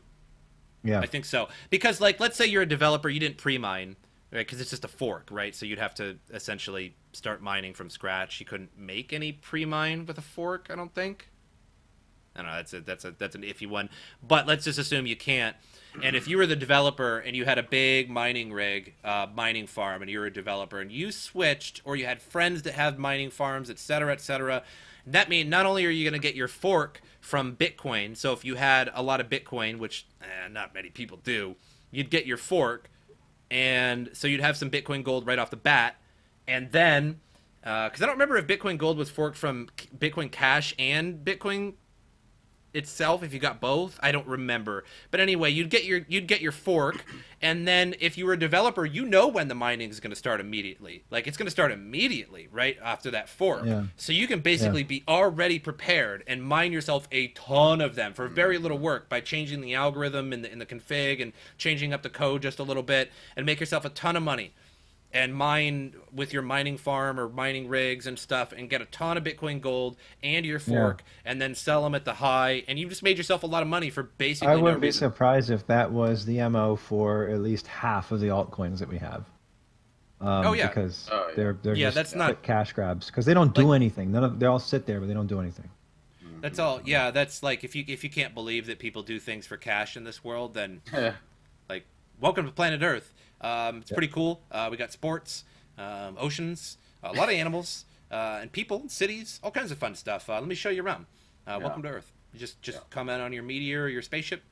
Well, And if you don't think anybody does anything for money, in the past, there's two people in crypto. There's people there to make money, and there's people that believe in the purpose of it. yeah. You know, and unfortunately, there's more people out to make money. Yeah. I mean, I admit, like, yeah, I'm probably one of those people. But I think I'm halfway in between. But yeah, like I said, there's like two categories of crypto users. A is like the people want to make money, you know, mine for money, trade for money. It's not necessarily anything wrong about No, that. there's nothing wrong. I don't think so. I mean, like otherwise you'd just be trading stock for money. And like, do you really believe in Apple or Microsoft? Yeah, Like, do you right. care that it's a corporation with no feelings? You know what I mean? Who cares, right? But there's people that trade stock every day just to make money. They don't believe in the corporation that they're, you know what I mean? Who cares? Of course, you know, you kind of have to have some kind of bullish attitude towards the stock that you're trading, hopefully. Like, I don't know. But, like, and then there's B, the people that are just truly believing in the tech and, like, storing up crypto, don't care what the price is, and they want to buy and sell everything in crypto. So they want to remove that fiat. They want to remove the fact that when you say that Bitcoin is $10,000, you're focusing on the fiat. You know what I mean? You're focusing that I can sell my Bitcoin for 10,000 US dollar and pay off my car, pay off my house, or whatever. Yeah. I don't know. Yeah. So when you attach it, and then there's some people that do. are like, I got 10 Bitcoin and I will buy everything in Bitcoin. I will try to go around to stores and see if they have Bitcoin. I'll try to buy my I Love lamp in Bitcoin. All my groceries, I want to try to live on They're going to Bitcoin. pull the Morgan Spurlock Bitcoin for a day challenge. Yeah. 30 days of See Bitcoin. that? Yeah, No, I 30 never days seen of it. Bitcoin. I never seen it. It's a pretty cool show. Yeah, he tries to do everything with Bitcoin. Now this was years ago, probably 2009. I want to say no, probably like No. 2011. Bitcoin had been around for a few years. There was a new New York Bitcoin exchange that he went to.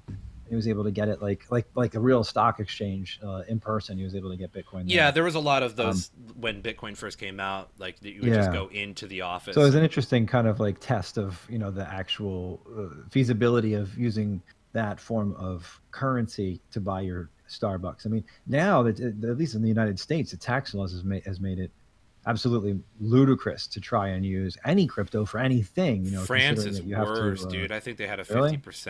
50% tax on it. I don't Something care like what the that. tax is, just the fact that you have to claim every single last transaction. Like, for instance, I want to send a little bit of Bitcoin from my desktop wallet to my ledger, and I got to pay capital gains or loss on, well, I wouldn't be paying for loss, but I mean, I have to claim it nevertheless.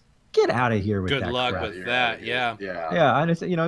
The first time that somebody who's honest wants to go ahead and submit all of their blockchain transactions to Uncle Sam, they're going to look at that thing and go, "What the hell did we just do?" Yeah. What are your suggestions to profit from the current situation? What situation? I guess buy low, sell high. Yeah. Yeah, I mean, if you haven't tried day trading, Classborn, that's fun. But there's a problem with that. If you don't have a lot, you sort of have to hold on to even your holdings. Yeah. It's I got a question for you. Probably good luck. a good time to buy. If you have a mining farm, real quick, sorry. If you have a mining farm, try to mine coins that are not on exchanges yet. Mine a shitload of them, and then move on to the next one, and do it for like a year, and then sell all the coins when they come onto an exchange, or sell it immediately as they come onto an exchange. So like, if your coin that you want to mine is not on is on an exchange, it's too late. So like, Veilcoin is not on exchanges right now. Might be reasonable, but I don't know. Grin is mineable, is profitable to mine right now. Buy and hold. Good luck. What were you saying, Goose? So there's a couple questions actually. One of them, this comes from the chat from Sven, is asking, what do you think about the massive drop in the hash rate on Ethereum network, which is probably a good, 20% drop in network hash rate. So what's going on there that people are all of a sudden saying, I'm out of this? You know what I mean? Are they selling their GPUs? I wonder. Because I imagine there are a lot of GPU farms that were still mining Ethereum, but knowing that they've got they're dropping the rewards down to 2, and they're dragging their feet on it too. So there's not a lot of confidence in Ethereum right now. So my guess would be it's a combination. There are farms coming offline, or going offline, and then there's also a lack of confidence and people starting to move their hashing power over to other Ethereum-based coins like Etho, for one, Ether One rather, the IPFS platform, which are going to do IPFS for websites. So they're getting huge spikes every once in a while and they've had a pretty consistent value, by the way, which is kind of unheard of in crypto. So Ether One, check them out. I think I can reasonably answer that. I think you did a pretty good job on it, Goose, too. But first of all, oh no, I'll be back in a minute. Accident. All right. Oh no, it's so cute though. Oh man, reminds. Time to go. Anyway, I think I can answer that. Sorry, that was you last night. I can totally answer that. Yeah, I don't know how your kid got out of the crib or whatever. Yeah, dude. He's just wandering around. Well, he doesn't have a crib, but he must have reached under the door and really pried it open. Anyway, I could definitely answer that. I think I'm fairly confident I have the exact answer to that. And go back to 2017 when all the ICOs were popping up. Yeah. The reason many ICOs accepted Bitcoin and Litecoin, etc. But the reason that ICOs mostly accepted Ethereum is that because when you go to make an Ethereum token, because most ICOs were ERC20 tokens, when you go to make an ERC20 token, you can put in an ICO contract into that coin when you go to make it. In a nutshell, an ICO contract is a very simple thing. If you send 1 Ethereum to this contract or any denomination, you get such and such a denomination of our coin at a certain date when it's released, whether it's already pre-programmed or when we decide to release it to you. Okay, I send you 1 Ethereum, you give me 500 SOTKO tokens. Okay, so 500 SOTKO tokens equals 1 Ethereum. Right? So that's every ICO, almost every ICO in 2017, right? So people are sending tons and tons and tons of Ethereum. Another reason why you need Ethereum when you're an ICO is because when you go to distribute your ERC20 tokens, it takes gas, which is Ethereum. You need Ethereum to ride that blockchain, to write that blockchain, that transaction of your coin along the chain, okay? So think about it. All these ICOs making millions and millions and millions of dollars each in 2017. Then 2018 bear market comes. Ethereum is starting to go down. These ICOs start to sell their Ethereum because they need to make money. That's the whole reason they got it. So they're starting to sell and starting to panic sell. Boom, boom, boom, boom, boom. So you're seeing all this Ethereum being sold disproportionately to all other coins. That's why we have Ethereum down to like $100 now. Just disproportionately to all other coins, driving the price down of other pairings, everything, driving it down. And so exactly, and then going on to what Goose said. So now these ASICs come out for Ethereum, right? And at first the ASICs were not that amazing. They were like 800 mega hash. They were like 180 mega hash. It was like basically like 580 AMDs or whatever, like 480s basically. You can do the same thing, right? But now we got these 1400 and they're being mass produced and just sent all over the world. Every month more and more are being plugged in and shipped. So then you got the price going down and ASICs going on it. So now your GPU is being less profitable every day. And so people, exactly what Goose said, they're just like, okay, well, if Ethereum isn't making me any money, I'm just going to switch it over to this coin or to that coin or to that coin. People have farms that they have to really worry about the electricity cost of them. And if you're not making money on Ethereum, people don't care. So they're going to move that. So now the remaining hash rate on Ethereum is probably 50-50 GPU ASIC, if not like 70-30, ASIC. A lot of ASICs. on Ethereum, and so everybody's just getting away. So Yeah. if ProgPow comes out, which I just read an article that it was delayed because of an audit. They're auditing the code right now, and it was delayed. So it's delayed even further, so who knows. So when ProgPow comes out, all those ASICs and FPGAs to some degree are going to essentially get kicked off, or at the very least be very inefficient at it, because you'd have to reprogram them all the time, and you can't do that with ASICs. So that's it, man. That's really it. There's nothing more. Yeah. There's nothing more complicated to say about it. So the follow-up question then is regarding whether or not it has a more prosperous future based on ICOs selling all of their Ethereum. Like once that's over with, will it go back up, I think is the question.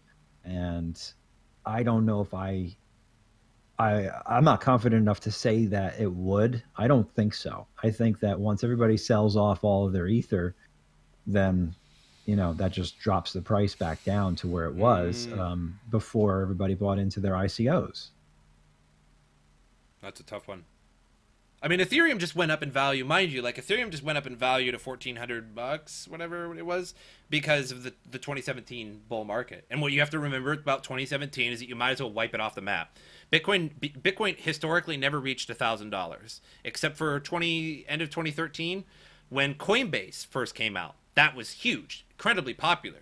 So it went up to like $1,100. Then the bubble popped and it went down to $100. And then shortly after that, Mt. Gox happened. So historically, Bitcoin never really reached $1,000, at least not for very long, only briefly. Then at the beginning of 2017, Bitcoin reaches $1,000, and then BitConnect, Genesis Mining. I know I say it over and over, but BitConnect raised the price of it. Tether, with its mysterious backing, if it is or not, they fire their auditor. Is it just backed by nothing? Tether raised the price. Tether potentially pumped it up on all exchanges. Yeah. And so that pumped up Ethereum, because on exchanges you have Bitcoin to Ethereum, Bitcoin to Litecoin, Bitcoin to US dollar. And so whenever Bitcoin goes up in price, it buys more Ethereum, and therefore Ethereum is worth more, etc. And so is it going to go back up in price? It's going to be more profitable to mine after ProgPow. That's the only thing I could say. Right, but yeah. is it going to go back up? But Is the it going block, to go up in price, though? block reward drops too, so you have that. So yeah, it's that gonna be... was delayed, Constantinople, though, but it's inevitable, I think. Yeah. Constantinople I fucking can't say it. It's like saying aluminum. But Istanbul, not I think Constantinople. yeah. Exactly. Bum, bum, bum, bum, bum, bum, bum, bum. I seen They Might Be Giants live once or twice. I think I seen them live twice. They Might Be Giants. That's cool, man. Seen Mike Doty live, Ween live. All right, so Moist we got Boys. another question for you. I think that satisfies the Ethereum speculation for right now. But so there's another one out there. This one's Kryptonite. It's Electroneum. They just got a new website. Will the value of this is the big question, of course. Everybody wants to know because they love Electroneum for some reason. Will Electroneum's value go up? And is it wise to mine? No, I don't think so. I mean, It seems to me- Electroneum sitting around somewhere. I used to follow Electroneum on their Twitter and stuff. I used to mine Electroneum and follow Yeah, it. I think you and I mined it for a little bit. We did. Yeah, And the developers, I don't think so. they made some shady decisions. First of all, they reduced privacy for some reason. So they had Monero. It was basically a direct fork of Monero. And then they decided to get rid of the Ring CT and one other aspect of privacy tech. So they said, we don't need that. It's not essential for our blockchain, blah, blah, blah. Okay, so, I mean, great, whatever.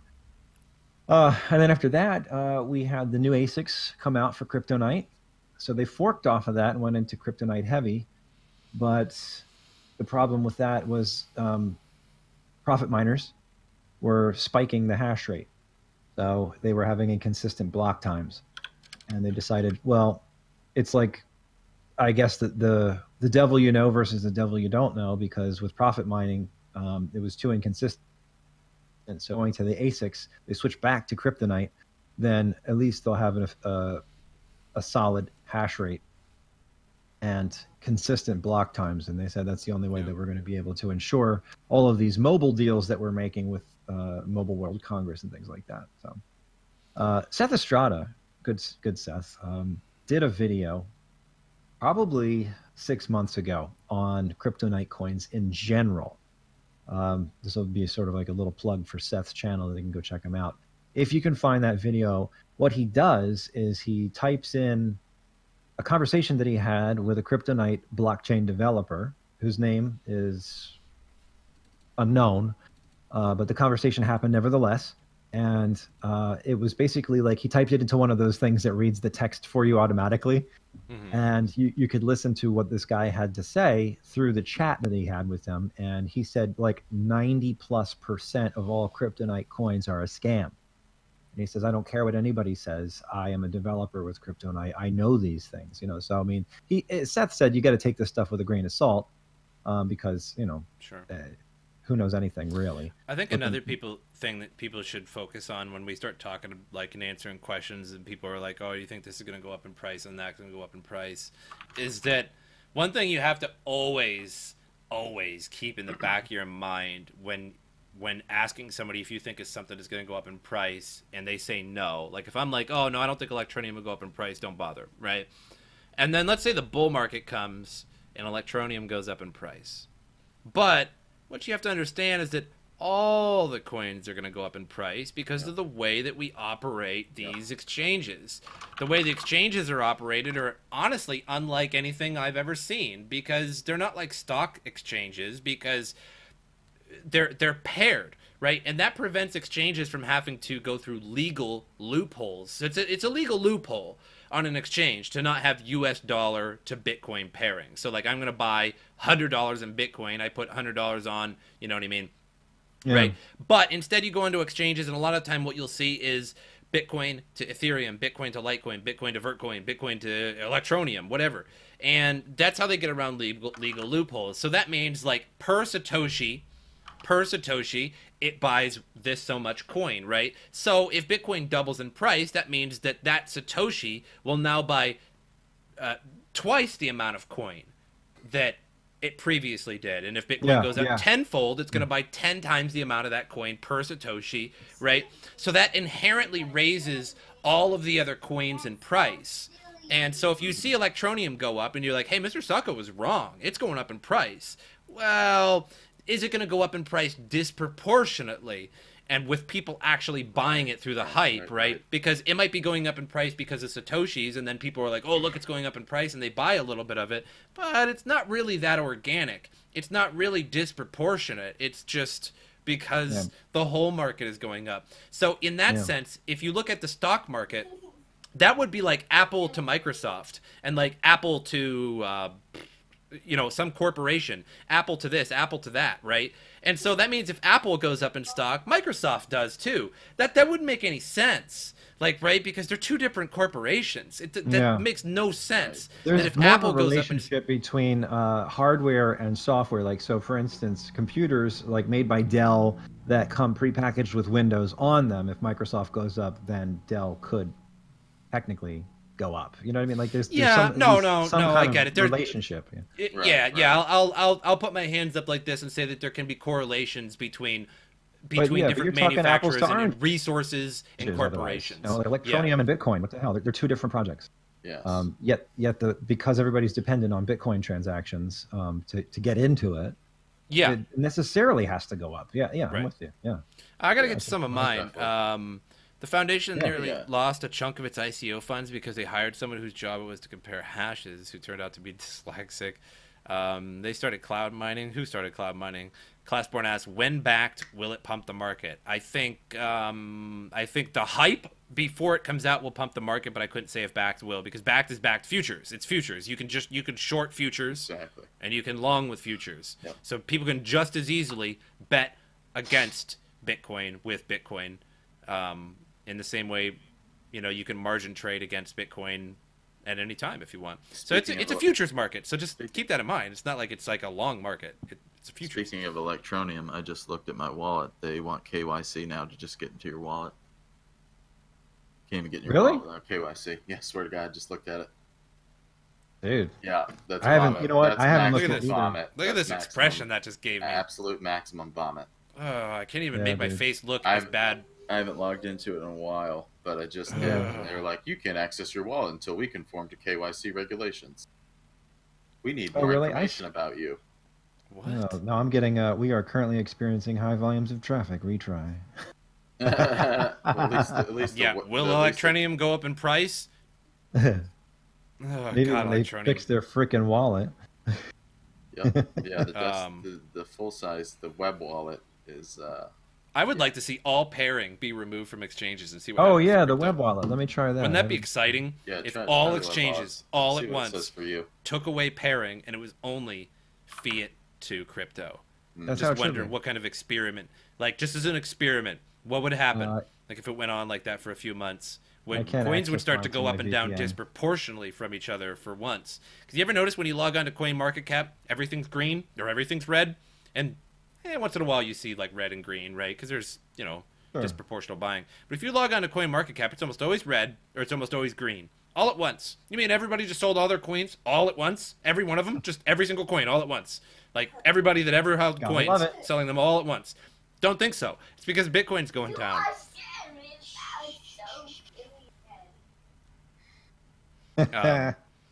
So, Yeah. will it pump the market?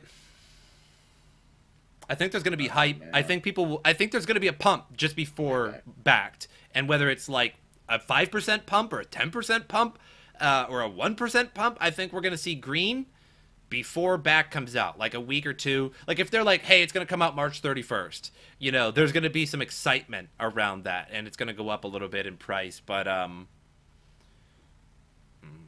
don't know.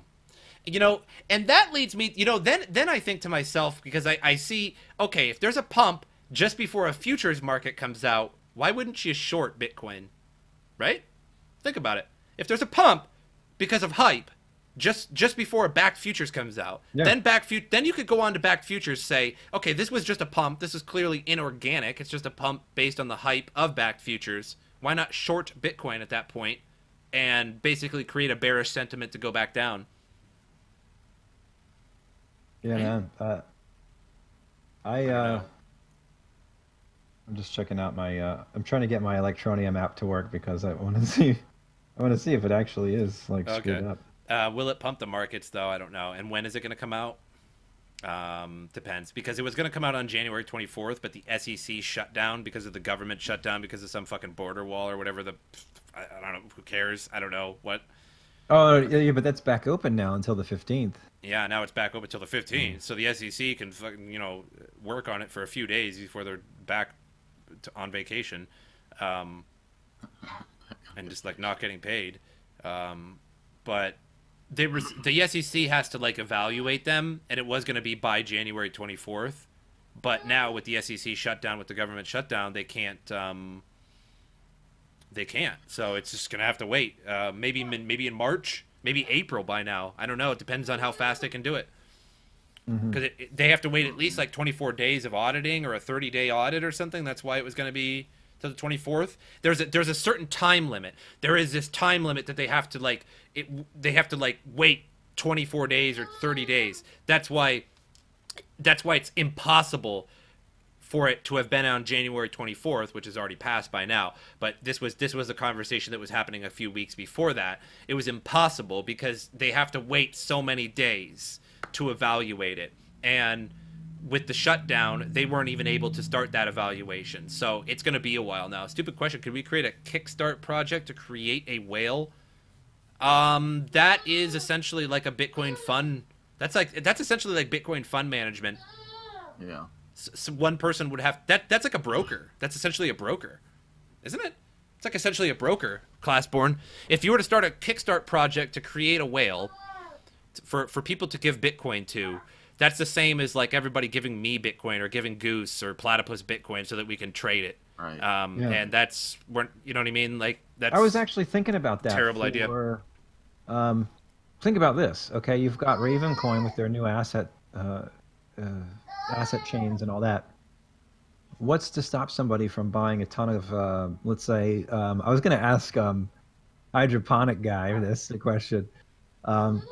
what if you were to buy a ton of silver coins? You know, hey, let's say you're sitting on 10,000 silver coins, right? And you know they're 1 ounce each. They're worth whatever silver spot is plus a couple bucks or whatever. And then usually you tokenize minus. them. And then you allow people to buy those tokens. Those tokens are worth, they're backed. Just like, remember the gold standard, they're backed by the silver that you own, right? There was somebody that, well, there was a company. Isn't that like Digits DAO though? Yeah. Well, you're brokering. Like, that's what I'm saying. It's like you're brokering those tokens, and then it becomes kind of like, all right, I'm just holding these tokens for you in my vault. You totally get arrested. Oh my god, you get arrested so fast. The FBI or the SEC would come after you immediately if you did that.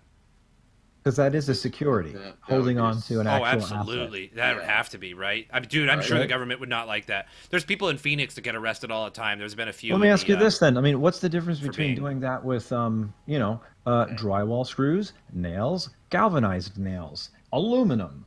You know, like, what's the difference? Come on. Operating a business and not taxable, like operating a business without a license, not. Oh no, not no, paying I'm saying proper do that, taxes. do it legit. I mean, you got a license. Yeah, I'm not saying do that without. Then no, dude, go through proper channels. But like, I mean, I think that's the whole point of these asset chains, right? You're saying basically, you just be for them.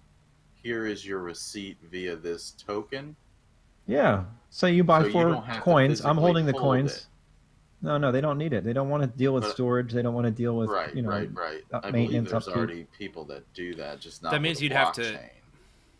You'd have Right. to create the exact amount of tokens of silver that you have. Right. And I think it would get out of control pretty quick unless you're really organized. I mean, but you could. I guess you could. Blockchain. I mean, but that's the purpose of it, right? Yeah. Good luck. Maybe. I'm not doing that, dude. I don't want that headache. No, I know. You know what I mean? Like that's the kind of thing that Digits people need to think DAO. about. Digits. Yeah. Yeah, I'm pretty sure that's. I mean, that's you what already they do. basically described Digits. Tokenized gold. Yeah. Digits yeah. DAO. Yeah. It's tokenized gold. That's what it is. Classborn. So he said, stupid question. Should we create a Kickstarter project to create a whale? So I talked about that. Then he said, what about creating penguin? Anyway, Classborn says again, yeah, but we can think to invest in a shitcoin to pump it. He says, okay. Well, that's a pump and dump. Yeah. I mean, that's a pump and dump group. Problem with pump and dump There's a certain groups. ethic to that, you know. Those are all over the place. You can go and find a pump and dump group today, dude. They're all over Telegram and they're all over Discord. Joke's gonna be the problem. The joke's on you, though. Yeah, the joke's on you. So let's say I wanted to make a pump and dump group. All right. So I make a pump and dump group in Discord, and I say, let's pump Patcoin. And so, but the problem is, I already bought Patcoin before I even announced it. Right? Yep.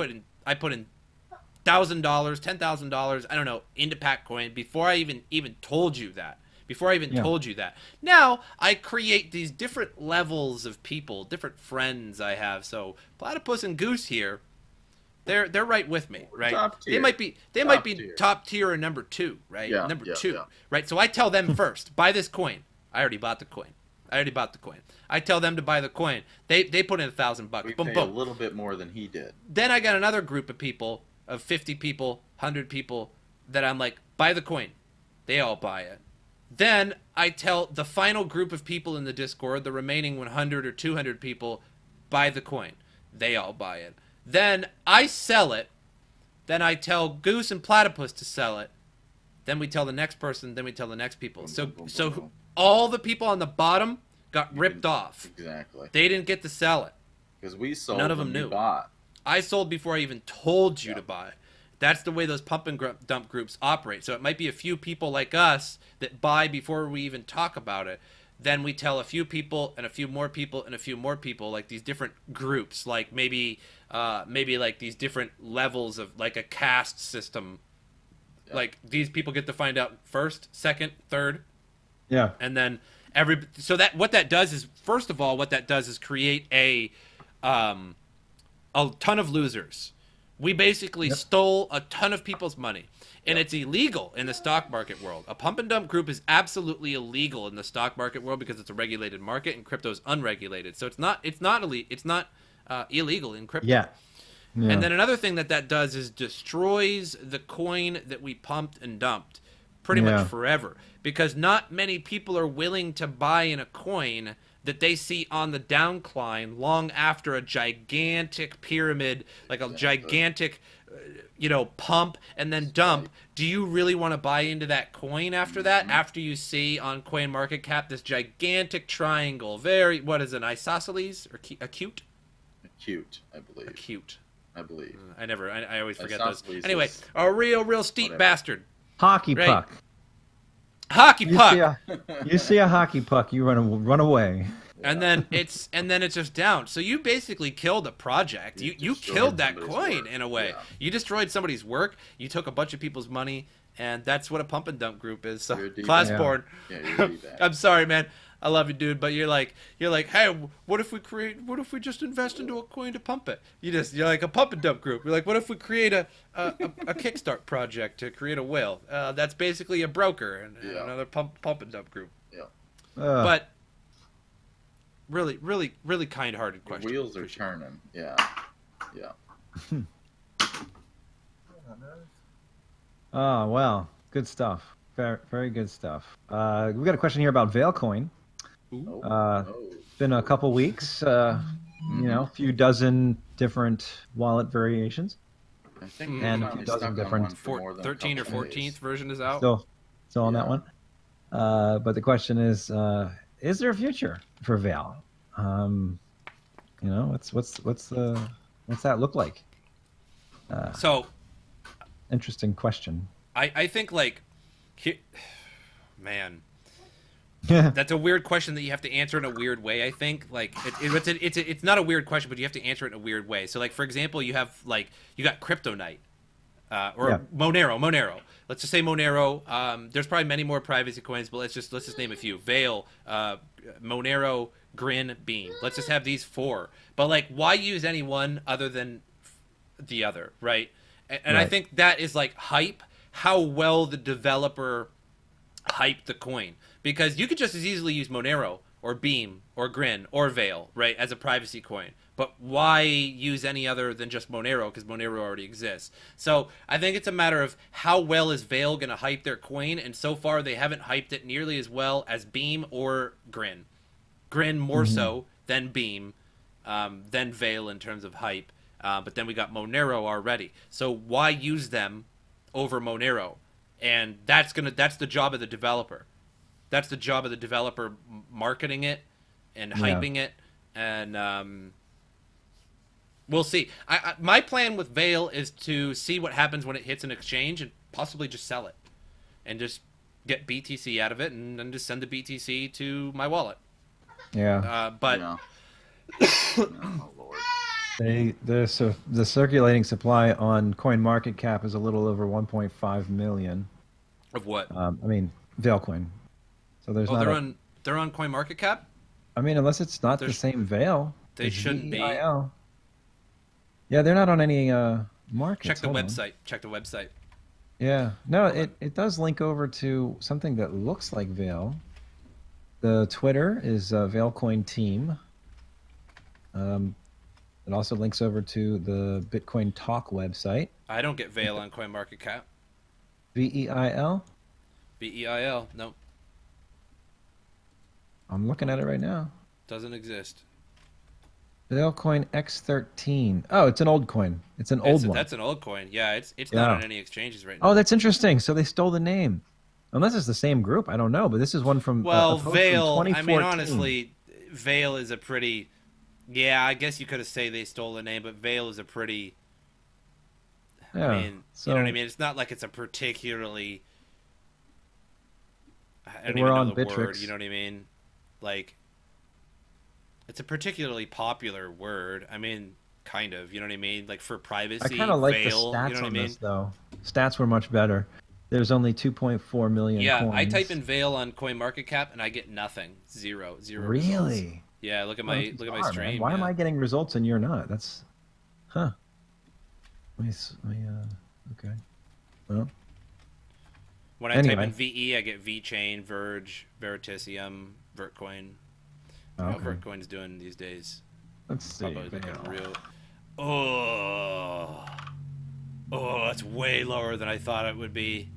Oh, it's Veil way Project. lower, dude. That's right. They're called Veil Dash Project. I forgot about that. Wow. All right, so. Yeah, I remember when Veil was like $10 a coin. Now it's 28 cents. I mean, Vertcoin. Vertcoin was $10. Now it's 28 cents. Can you believe that shit? What is Buy the dip. What is Buy the dip. You gotta do it. You gotta do it with Christopher Walken though. Hey kids. Buy the dip. Wow, buy dips. Dipsy Doodles. My favorite snack. These corn chips are delicious. I love them. Collect them all. Barbecue, regular, and crazy flavor. Christopher Walken. It's a mystery flavor. You don't know what it is. It's kind of like the white Oreos where it says mystery flavor, and you're like, "Yep, I'm not gonna buy that because I don't know if I'm gonna like it or not." Thank you for putting mystery flavor on there, but you know, it doesn't work like that for me. Remember the white Oreos? It was like mystery flavor Oreos, and it was like, you know, figure out the flavor and like put it on Twitter or whatever. It's like, I'm not gonna buy something. It's just like, you know, it's just a box and it just says mystery flavor, and I'm like, I don't know, like, I don't know what that is. Like, it's like strawberry, raspberry, chocolate, vanilla. Like, you got to tell me what it is. You know, if you want me to buy it, I need to know what I'm about to put in my mouth. You know what I mean? Fucking Jesus. It's because Taco has the Pepsi sponsorship. Yeah, I absolutely do. Veil was the X21S, right? So that was that, and then all the privacies in one place. Monero meets ZK Snarks all in one place. Yeah. So, okay. Yeah, Magic. Man, thank you for that Twitch Prime subscription. Oh, man. Thank you, man. Delicious. You guys dual streaming too, or? I am not Twitch streaming now. I don't have any. I don't quite have the bandwidth. Oh, you can just stream to restream.io directly, and then they stream for you. Yeah. Oh. Well, yeah, go to the website. Yeah, go to the website. I don't have a Twitch following. Like, people don't really. I don't dude. I don't really either, man. I got like 421, which is like honestly, like, I know that's like, whoa, that seems like more than I got, but like, I was streaming like 2 years ago and then gave up for like a year and a half when my son was born. So like, at least half of those are like totally dead followers. They just, you know, like, they've just moved on, or they don't watch Twitch anymore, or they've moved on with their lives or something. So yeah, that was a long time ago I developed all those. I've been hard pressed to find time to make videos for anything, and it's been tough to keep up with that YouTube algorithm. I remember when I was first getting into this, I was putting out almost like a video a day, sometimes two a day, and that was really helpful. I feel weird pressure if I don't make a video a day. Like, it's like I'm like addicted to doing it. I can't be bothered with it anymore. Like, I just, at this point, like, I'm going, if there's something important, I'm going to cover it. And technically there is something important every day. I mean, I thought about doing news just for that reason, but then I'm like, well, I mean, that might be the next thing. That might be the next step for me.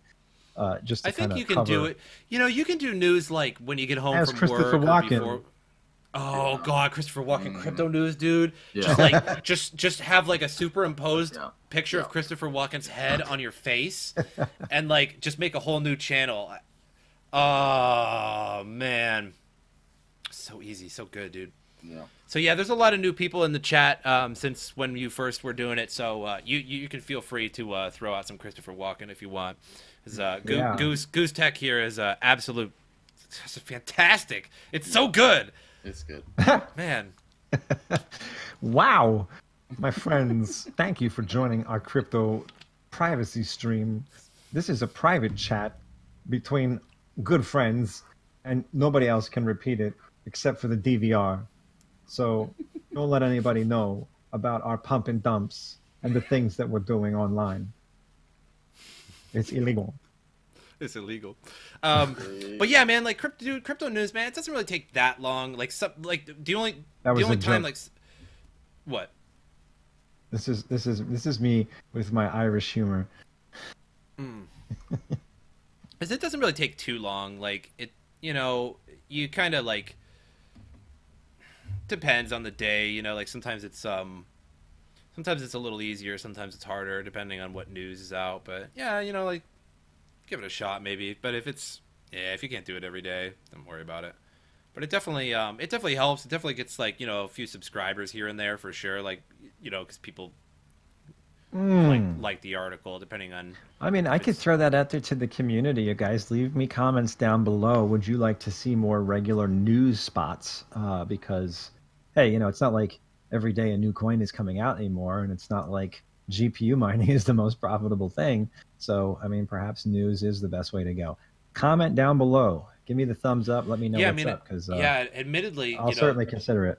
GPU tutorials do really bring in, a good chunk, because people are always looking for a new coin to mine and stuff. But yeah, like for like a daily thing, if you ever find the time. Right. Well, that's the tricky part. Yeah, I have to wake up early. Yeah. I don't like waking up early. I need my sleep. Yeah. I stay up late too. That's my problem. I also got to get another computer, because what I'm running right now, man, to make a video on this thing, it's killing me. I mean, that's the other part. It's like the rendering time is killing me. Why do you have to? I don't render mine. Not anymore. Not since the gaming videos. You can literally just hit the hotkey on your OBS and click away, because it takes a split second before you can click away on your OBS before it starts to record. So you hit a hotkey, click away, and it'll minimize it, and then your webcam will be blue or whatever, like whatever you got, and then just go. And then when it's done, you have your hand on your keyboard.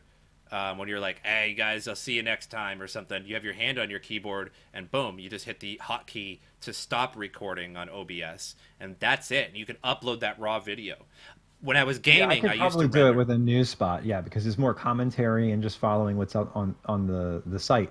But when it comes to doing a tutorial, forget it, man. I'm cutting and pasting and constantly. I see. You're cutting away the dude. And I won't tell you like how many times I start making a video on how to mine something, and it's not what I would have expected. Like I run into, trying to mine Grin and Beam and all these other ones that are a pain in the ass. Like all of a sudden, it's like it's become more freaking complicated. Like why is it so effing complicated to mine a coin today? Like used to be, you just plug in your wallet address. Grin is real, dude. Like their pools are like super Chinese, and you have to translate the website to even start mining. Dude, man, people are all about it, dude. Like another guy's like More Walker. It's great. It's Walken, Christopher Walken. Oh, Steve Jones.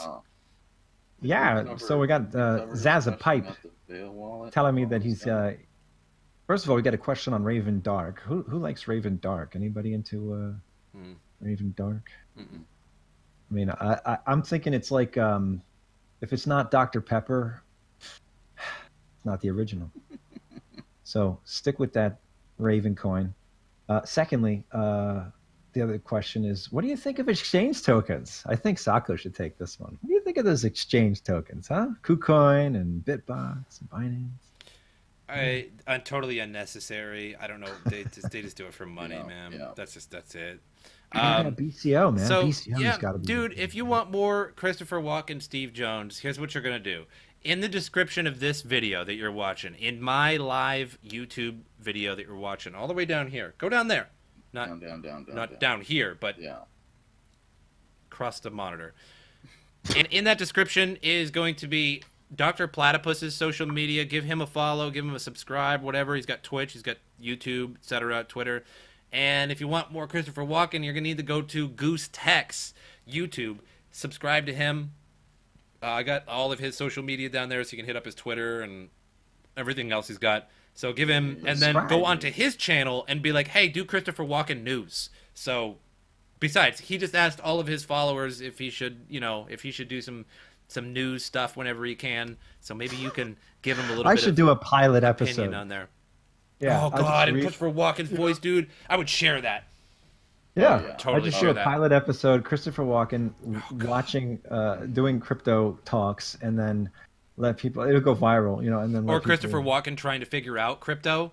You know what I mean? Like Christopher Walken, doing okay, I need to get this Bitcoin, and I need to get this. I can't even do it, man. I feel stupid even doing it. But what's up with this? I don't understand how this works. It's supposed to be a QR. What's a QR? I don't understand. How do I buy Bitcoins? I like technology. It's one of my favorite things. How do I buy a Bitcoin? When I touch it, is it touchable? Or is it untouchable? I went and bought a pickaxe to mine, and somebody said, no, you need to get this computer. So I bought it, but it's still not mining bitcoins. I brought my shovel, and I got my sifter, but I don't have any coins. How do I make a Bitcoin? Oh, yeah, we so could... good, man. It's pretty. Must have, oh, man. Christopher Walken meets Simon Whistler. A little bit. You do look just a little bit like Simon Whistler, just the American version. There's From Today I Found Out. Hey, today I found out. Today on I found out. Man, that's a great YouTube channel though. Everything guy talks about is interesting. Like it's something about like Pepsi, you know, and you're like, oh, that's the most boring topic ever. But then you're just like, wow, dude. Yeah. Okay, man, that's a great show. Oh, hey, the just English guy, right, with the beard and the glasses. Yeah. I could just put a little bit of an English accent onto this one, shouldn't I? Right. He's more of a clean. That's more of an Austin Powers. I don't know. I really can't do. Oh yeah, it is. Well. Yeah, it is a little more Austin. Definitely. Well, I mean, because I'm American. Yeah. I can't not. It's going to be legendary. Steve Jones said he just subscribed to you, I think, and he said it's going to be legendary. We got Classborn said he subbed to you. Thanks, Steve. We're stacking them up. Welcome aboard. Thank you. And guys, please return the favor. Link is in the description. Go check out Sotko. Check out Platypus. Make sure you...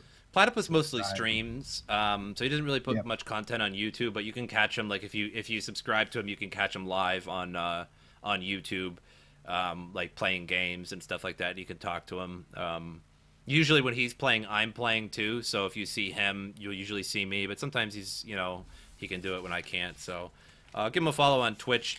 Twitch especially for Platypus because he's trying to get to 50 followers so he can get like an affiliate status on Twitch. So that would help him out a lot too. But I appreciate you guys. I think we're kind of winding down.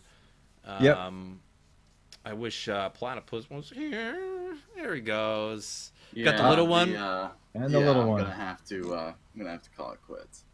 Yeah, all right, man. Well, I just told everybody to sub to you and Twitch. You know, Twitch. A bunch of people just sub to Goose. I appreciate you guys because I mean, this is like a community thing. Meep couldn't make it with us this time, and like we're trying to just get together every Friday and just talk and kind of spread the subscribers around because Goose makes a lot of really great tutorials. That's where I got Veil Coin from.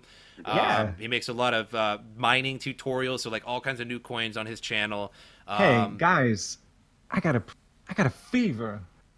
And the only prescription is more Veilcoin and another version of the wallet. Yeah, another version.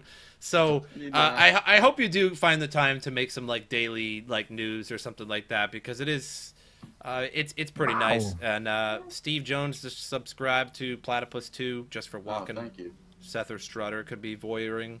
He might be. I don't know where Seth is. I'd welcome him in next time. Yeah. But if he messaged me or something like that, I'd welcome him in.